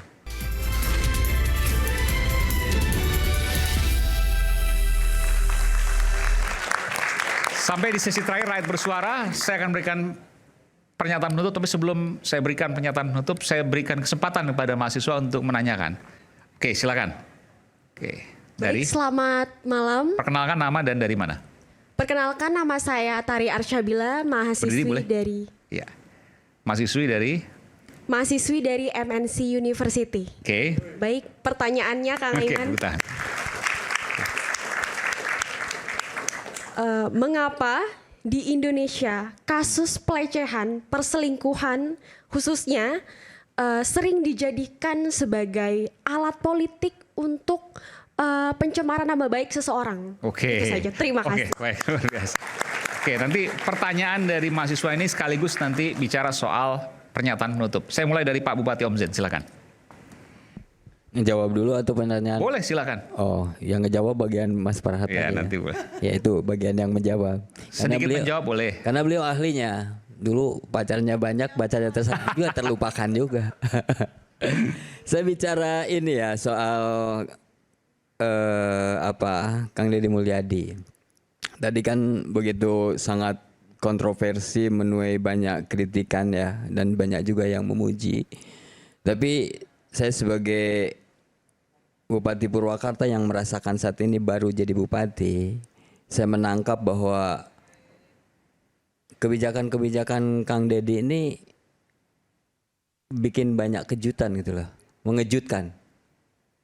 Jadi sesuatu yang mulai dari yang sederhana. Jadi kalau dia keluarin kebijakan, kita loading dulu, terkejut dulu. Setelah terkejut baru oh ya. Kan mulai dari persoalan kebersihan, persoalan konsen terhadap kebijakan-kebijakan pada lingkungannya. Kan loading dulu semua orang nih. Tapi kemudian oh iya ya. Benar ya gitu Iya. misalnya belakangan. Jadi belakangnya begitu. Jadi ketika dia ngomong bahwa jangan buang sampah sembarangan loh. Karena ini nanti akan terjadi pemborosan. Ini maksudnya fenomena ke Deddy Mulyadi. Iya. Awalnya kaget. Awalnya Sekarang kaget. misalnya soal nggak boleh ngambil sumbangan dari jalan termasuk untuk masjid. Itu di Purwakarta ditentang nggak? Enggak. Karena apa? Awalnya memang kaget. Oh nggak ditentang itu? Iya, tapi ujungnya kan maksud dari Pak Deddy Mulyadi Bagus ini, gitu ya? Ya jangan minta-minta di jalan. Hitung aja tuh masjid berapa kebutuhannya. Meskipun ramai sekarang. Iya, pro dan kontranya. Iya. Ya waktu awal ini aja yang terakhir kan yang paling viral itu kan penghapusan itu kan pemutihan pajak itu kan. Denda kendaraan bermotor sama denda sama. Iya, kenapa disampaikan waktu itu? Iya, waktu itu kan di kebijakannya menghapus. Oke. Dan yang dibayarkan yang tahun berjalan. Kaget kan orang. Ini hutang pajak itu berarti kan hilang. Enak banget gitu kan? Iya, enak banget. Atau Purwakarta misalnya ada 1.300 lebih wajib pajak yang dia punya hutang terus terhapuskan. Ya kan? Sementara Purwakarta itu cuma 361.000 lebih. Tapi ternyata ketika itu dilaksanakan orang rame-rame berbondong-bondong bayar pajak. Karena apa? Karena dia bayar pajak di tahun berjalan. Ya enggak? Yang tadinya udah mati misalnya 3 tahun, 5 tahun pajaknya. Dia bayar. Dia bayar jadinya. Yang tadinya malas bayar, yang dia 4 tahun. Tapi beban daerah jadi tinggi dong. Tinggi gimana? Ya karena kan harusnya ada pendapatan yang baru, sekarang hilang semua. Ya tapi kan mimpi. Orang nggak mau bayar lagi. Oke. Orang yang udah 6 tahun, 5 tahun, 3 tahun malas bayar. Dia bayar hutangnya kagak, pajak nggak diperpanjang-panjang. Nah ini kan real nih, nyata nih. Purwakarta kenaikannya, tahu nggak Kang Iman? 65%. Pajaknya? Pajaknya. Di zamannya Deddy Mulyadi? Iya, begitu ada kewajiban itu penghapusan, pemutihan, 65%. Itu untuk KMB-nya loh. Untuk ininya apa? Untuk pendapatannya, rupiahnya. Untuk KMB-nya 130. KMB apa tuh? Itu kendaraan bermotor. Kendaraan itu ada apa? Bermotor. KBM, kendaraan bermotornya. Itu 138%. Naiknya. Orang berbondong-bondong dengan ini mau lebaran lagi. Pas Ramadan tuh kebijakan penghapusan pemutihan pajak. Orang nggak mikirin lagi. Dan yang pertama Jawa Barat itu? Iya Jawa Barat. Dan itu pada Mulyadi. Kan awalnya orang kaget nih duit nanti gimana nggak balik. Ini orang punya utang langsung dibebasin. Dan sadar atau tidak sadar ketika saat ini orang berbondong-bondong bayar pajak, tahun depan kan bayar pajak lagi. Nah itu kan dari yang terakhir lagi biaya balik nama mutasi dari kabupaten lain dari provinsi lain ke provinsi Jawa Barat gratis juga digratisin, rame-rame juga yang orang tinggal di Jawa Barat. Kemudian letternya plat nomor luar Jawa Barat dipindahin ke Jawa Barat. Dan itu hanya Jawa Barat yang gratis balik nama? Jawa Barat. Oke. Dan itu pajak Jawa Barat. Menaikkan kepatuhan pembayaran pajak dari sisi dan kita dapat press money kabupaten. Sekarang enak dong? Iya enak dari yang awalnya orang tuh kaget kan, loading dulu ini mau kemana nih kebijakan. Awalnya nggak setuju Anda? Setuju pasti. Karena saya tahu pasti ini akan berdampak positif. Saya setuju, tapi pendukung Deddy Mulyadi soalnya. Iya. Gimana? Pendukung Deddy Mulyadi meskipun mengalahkan mantan istrinya begitu ya. Iya. Ya karena di endorse sama Pak Deddy Mulyadi. Iya. Saya juga kalau nggak di endorse Pak Deddy Mulyadi belum tentu saya nggak menang. Tapi hasilnya dirasakan sekarang. Dirasakan dan semua kabupaten dan semua bupati merasakan itu. Mereka dapat press money sekarang. Bupati wali kota di Jawa Barat. Wali kota di Jawa Barat. Boleh tanya, boleh ditelepon. Yang awalnya mereka loading dulu nih mau kemana nih, ada sekian ratus miliar yang kemudian orang nggak mau bayar, ya kan? Dan Purwakarta merasakan itu. Jadi bukan pencitraan. Kalau saya lihat sih enggak. Saya berteman sejak kuliah nggak ada. Kalau pencitraan ini gini Kang. Kalau pencitraan dan dicitrakan itu ada kejenuhan publik melihat. Karena ada proses rekayasa. Tapi coba ya kita harus jujur deh. Semua yang ada di sini kita semua bahwa cerita KDM itu kan selalu menarik, terus saja menarik dari satu episode ke episode lain. Ada aja gitu ya? Ada aja. Karena ya itu natural. Oke, baik. Baik. Silakan, Bung Tony. Baik. Mau menanggapi boleh. Saya lebih ke tadi penasaran Kang Hendar Sam. Lisa tadi ya, Lisa, kenapa tidak melakukan upaya hukum? Ini harus ada edukasi hukum ya. Ini kaitan Ridwan Kamil. Saya diundang sebagai praktisi hukum juga dari tadi kan, belum ngobrol hukum. Jadi gini, yang bisa menjawab sebenarnya kuasa hukumnya Lisa itu. Kenapa tidak melakukan upaya hukum terhadap Ridwan Kamil? Kalau menurut Anda? Nah, kalau menurut saya hanya analisa ya. Tidak ada dugaan tindak pidana yang mau dilaporkan. Nggak ada terhadap tindak Ridwan Kamil. pidananya? Tidak ada. Mau dilaporkan apa? Dilaporkan pemerkosaan bukan. Udah suka sama suka. Kemudian ada lagi Undang-Undang Nomor 12 Tahun 2022 tentang tindak pidana kekerasan seksual. Ya. Jadi kalau orang janji saya minta berhubungan badan, janji mau menikahi. Kemudian sudah hamil tidak dinikahi. Kalau kejadiannya itu setelah Undang-Undang TPKS itu bisa dilaporkan. Tapi seandainya misalnya Ridwan Kamil ada sesuatu janji kepada Lisa kemudian dia lalai atau tidak ditepati juga tidak bisa karena menurut keterangan Lisa juga kejadiannya itu kalau benar terjadi persetubuhan itu tahun 2021 sebelum Undang-Undang TPKS terbit 2022. Meskipun memunculkan celah itu bisa dilaporkan balik oleh Ridwan Kamil yang faktanya tidak dilaporkan balik itu pertanyaan besar. Nah, saya jawab. Pengacaranya Ridwan Kamil mengatakan tidak mau dites DNA terkecuali atas perintah proses hukum. Pelaporannya pencemaran nama baik kepada Lisa. Kenapa tidak dilakukan? Karena pengacaranya Ridwan Kamil sudah mengatakan tidak akan mau tes DNA kalau tidak ada proses hukum, maka seandainya Ridwan Kamil melaporkan pencemaran nama baik justru sebagai pintu masuk untuk dilakukan tes DNA terhadap Ridwan Kamil. Kenapa? Karena kalau Ridwan Kamil melaporkan Lisa atas dugaan pencemaran nama baik, berarti dia tidak terima dituduh dia sebagai ayah biologisnya oleh omongan Lisa, klaim Lisa. Berarti klaim Lisa ini harus dibuktikan oleh dicari kebenaran material oleh penyidik, benar tidak omongan Lisa. Diteslah DNA anaknya dan Ridwan Kamilnya. Sementara Ridwan Kamil pengacaranya mengatakan tidak mau dites DNA. Itu menurut saya Ridwan Kamil juga tidak mau melaporkan Lisa pencemaran nama baik. Karena kalau melaporkan itu justru sebagai pintu masuk. Ridwan Kamil bisa dilakukan tes DNA. Melalui laporan pencemaran nama baik tadi. Jadi maksudnya Ridwan Kamil nggak mau tes DNA gitu ya? Ya, Bang Hendar yang ngomong. Nah, kemudian itu pertanyaannya. Itu saya mau tanyakan sama sebenarnya. Ya kalau itu kan yang dihindari. Sudah disampaikan sama pengacaranya Ridwan Kamil. Itu yang dihindari. Ini analisa ya. Itu yang dihindari. Kemungkinannya itu ada. Kemungkinan itu ada karena sudah disampaikan oleh pengacaranya Ridwan Kamil, dia tidak mau melakukan tes DNA kalau tidak ada perintah hukum, perintah proses hukum. Artinya membiarkan persepsi publik bahwa terjadi perselingkuhan itu.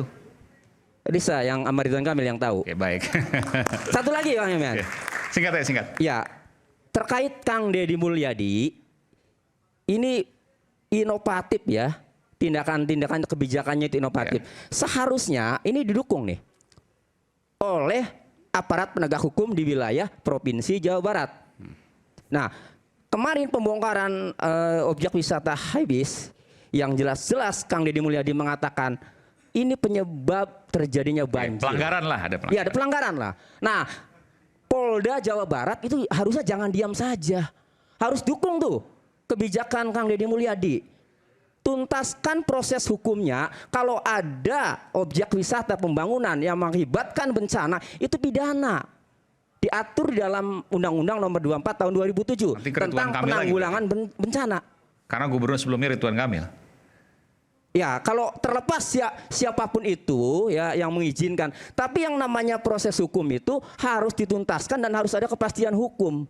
Jadi tidak berhenti Di pembongkaran saja, orang jelas-jelas ada pelanggaran hukum, makanya dibongkar. Itu penyebab bencana. Jadi Polda Jawa Barat itu harus turun, harus bantu Kang Deddy Mulyadi dalam penegakan hukum sampai tuntas, sampai ada kepastian hukum. Itu. Oke. Saya ke Bung Hendra Sam dulu deh, nanti belakang terakhir. Apa yang mau ditanyakan? Ya tadi apa yang disampaikan ini? Ada ya, yang kan, Anda mau sampaikan? Iya tadi kan 2,5 menit aja ya, karena kita udah over. Di segmen berikutnya, di segmen sebelumnya kan saya dengan Kang Tony kan udah sempat ngomong masalah itu ya. Saya sudah nasihati beliau juga. Jadi Anda punya kesimpulan yang sama? Ya, kan, makanya akhirnya beliau insaf ini. Oh tes DNA. Artinya proses hukum itu, saya setuju. Jadi proses hukumnya itu memang harus tuntas. Tapi enggak, artinya saya respect bahwa beliau mengakui bahwa apa yang dilakukan oleh Kang Deddy Mulyadi sudah sesuai dengan proses hukum yang ada. Jadi saya ngambil gini ya, ini kan fenomena-fenomena yang dia sebagai seorang public figure, seorang pejabat, dia seorang yang peka zaman dan harus mengikuti perkembangan zaman. Bahwa apa yang dia unggah, ya kan, dia punya kanal YouTube sendiri itu bukan bentuk pencitraan kalau kita melihatnya, tapi bentuk transparansi dari bagaimana dia bisa mempertanggungjawabkan kinerja dia sehari-hari seperti apa. Sebagai Gubernur Jawa Barat. Sebagai Gubernur Jawa Barat. Kalau kita menelisik contoh ya kan, kemarin Kang Tony kan menyatakan bahwa ada nggak kalau dasar hukumnya Kang Deddy Mulyadi melakukan hal tersebut, ada nggak sebelumnya sudah ada peringatan sebelumnya. Itu ternyata Kang Deddy Mulyadi sudah melakukan itu di YouTube-nya gitu loh. Jadi itu dia sudah mempersiapkan bahwa setiap hal yang dia lakukan itu proses akuntabilitasnya sudah dilakukan. Okay, jadi akuntabilitas itu bukan hanya saat ini ya untuk pejabat-pejabat yang lain termasuk Om Zen juga. Akuntabilitas itu tidak hanya di atas kertas, tapi bisa direct langsung pada masyarakat. Itu yang mencerdaskan. Dan itu dilakukan Deddy Mulyadi. Itu yang dilakukan Deddy Mulyadi. Mau Deddy atau mau Ridwan Kamil atau keduanya bebas. Ya. Kang Deddy apa Kang Ridwan? Kalau Bang Ridwan Kamil ya masih asas praduga tidak bersalah.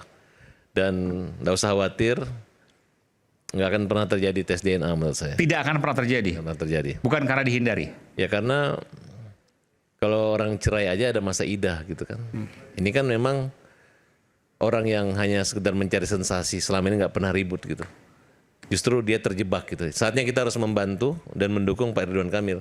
Jangan sampai perbuatan wanita-wanita yang tidak bertanggung jawab ini bisa menjebak siapa saja. Mungkin saat ini Ridwan Kamil, mungkin saat ini nanti abang-abang semuanya. Kalau Anda udah pernah ya? Kalau saya udah pernah. Oke, baik. Tunggu.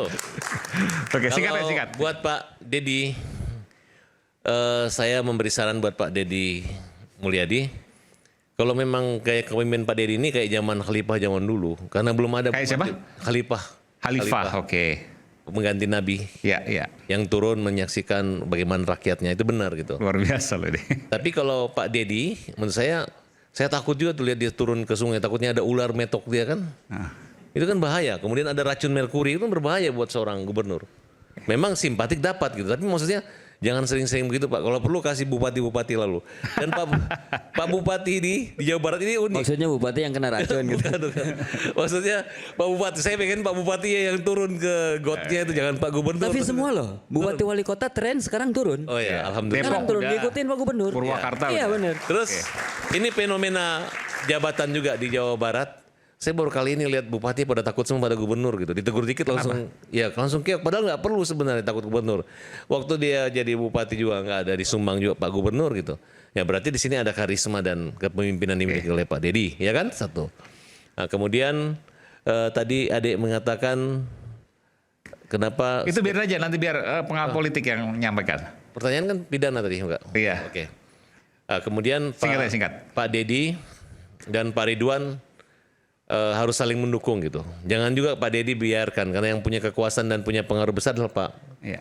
Mungkin satu saat juga mungkin Pak Deddy mendukung yang maju, didukung Pak Ridwan. Iya. Mungkin juga nanti Pak Ridwan maju didukung Pak Deddy. Iya. Karena budaya Sunda itu sila asah, sila asih, sila asuh. Gitu. Dan saya senang banget, dan mereka berdua ini adalah yang kalau Pak Ridwan saya nggak terlalu dekat, tapi kalau Pak Deddy memang saya dekat. Dan saya yakin Deddy di Jawa Barat tidak hanya satu, masih banyak Deddy Jabar lainnya. Terima kasih. Siapa tahu Deddy Zen gitu. Om Zen. Silakan tadi sekaligus menjawab Pertanyaan mahasiswa, Prof. Ya, pertama gini, bahwa setiap peristiwa politik itu selalu dipenuhi dengan prejudice, persangkaan politik gitu. Kemudian dipenuhi juga dengan rekayasa politik, dipenuhi juga dengan propaganda politik.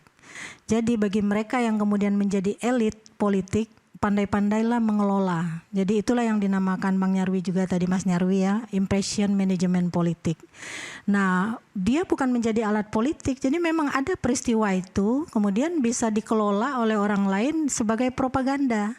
Jadi dia masuk melonisnya, bukan hanya soal perselingkuhan, soal korupsi juga demikian. Kenapa orang yang pada saat pemilihan mau berlangsung besok, hari ini bisa ditangkap KPK? Gitu kan, ada kemarin kejadian itu. Jadi memang cara melihat politik itu yang kaya impression management itu harus pandai dikelola oleh elit komunikasinya itu sendiri. Judul kita Kang tadi apa tadi? RK dibidik, Dedi dikritik. Nah, di era keberlimpahan informasi semacam ini kan semua pengelolaan kepemimpinan itu manajemennya kan harus bisa dilihat secara transparan. Tadi saya juga agak aneh nih, misalnya pernah ada pertentangan antara gubernur sama bupati di suatu daerah. Bupatinya diundang halal bihalal pun nggak mau datang ke gubernur. Karena memang relasi komunikasi politiknya selesai, itu satu, sesama elit ya. Ke bawah biasanya komunikasi antara yang memilih dan yang dipilih itu selesai ketika yang dipilih itu terpilih.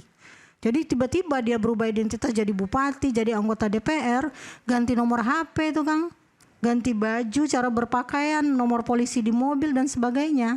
Itu seharusnya tidak boleh dilakukan kalau dia ingin tetap bercitra. Antara bercitra dengan pencitraan beda. Kalau pencitraan itu sesuatu yang tidak ada tapi diada-adakan.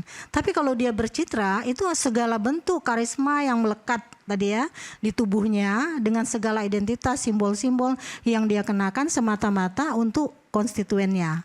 Jadi jangan pernah menyelesaikan hubungan dengan konstituen karena 5 tahun ke depan kita akan membutuhkan dia lagi. Baik. Saya kira itu. Assalamualaikum warahmatullahi wabarakatuh. Silakan Bung Nyarwi, singkat saja 2,5 menit. Ya, tadi menjawab dari pertanyaan teman mahasiswa dulu Kang Aiman. Mengapa misalnya politisi itu atau tokoh ya sering dilanda skandal atau isu? Tokoh itu kan salah satu yang menjadi basis legitimasi dia sebagai tokoh itu adalah reputasi atau citra. Maka biasanya bukan hanya reputasi dia yang jadi taruhan untuk terus dipercaya, dikagumi ya dan seterusnya. Ini juga memunculkan kompetisi ya. Karena apa? Karena tokoh-tokoh lain juga seringkali kesulitan ruang untuk selalu makin berpengaruh ketika sang tokoh ini dominatif.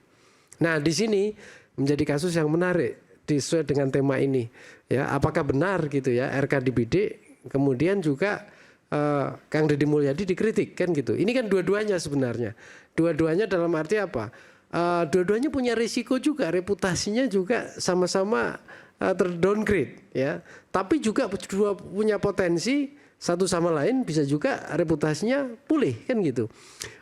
Misalnya ambil saja misalnya kalau Ridwan Kamil gitu ya, anggap saja gitu katakanlah bebas dari semua asumsi tuduhan tadi.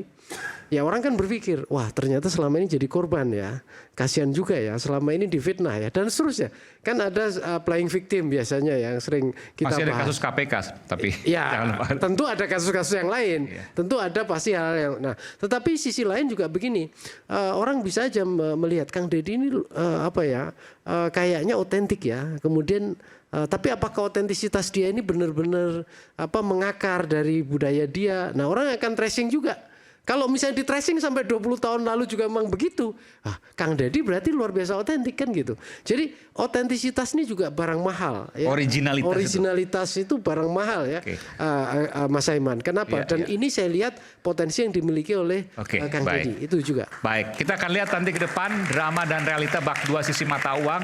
Mereka yang pandai melihat peluang. Apakah nanti di hari-hari ke depan akan ada kejutan-kejutan yang kita sendiri akan terbelalak mata kita seperti hari ini kita melihat hal-hal yang memang di luar perkiraan kita. Saya Aiman Wicaksono. Sampai jumpa di Rakyat Bersuara berikutnya. Salam.